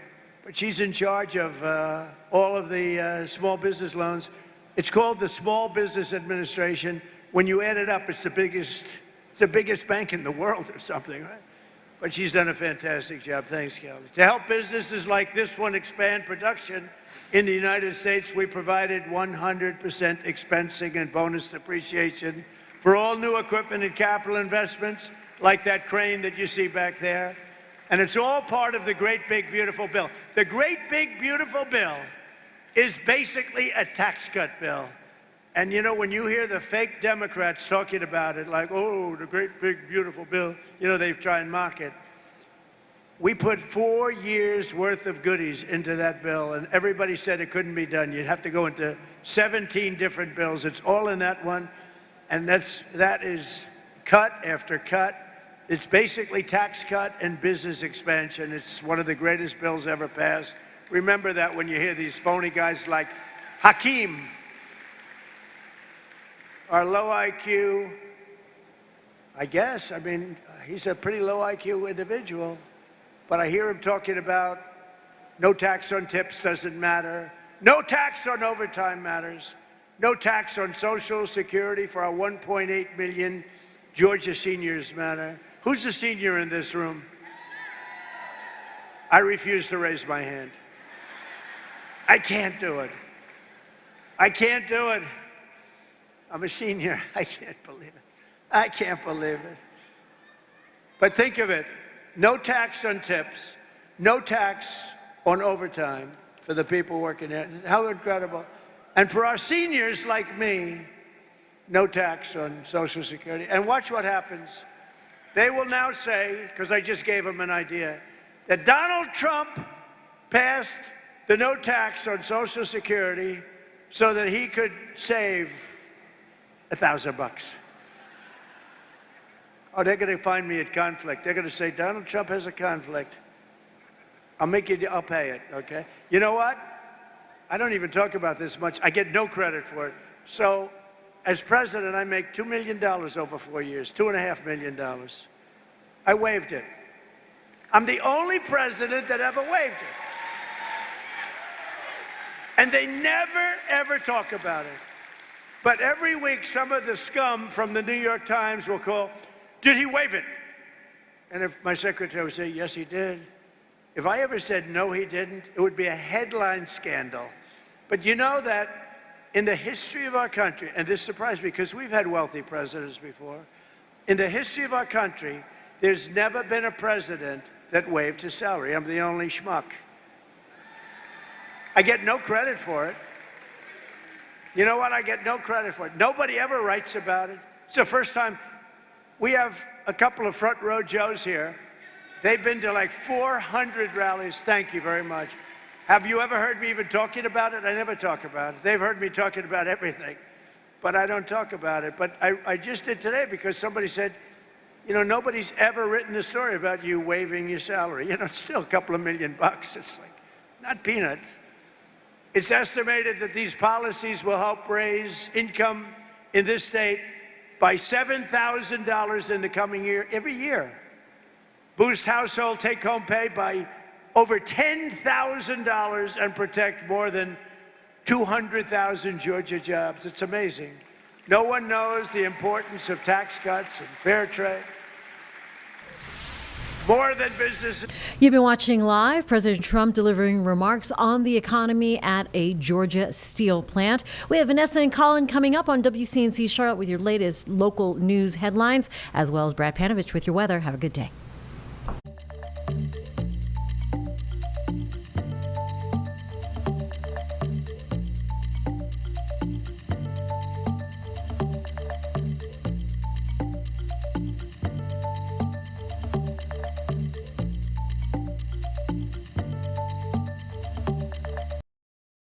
Particular. So I want to just introduce Andrew. Thank you very much.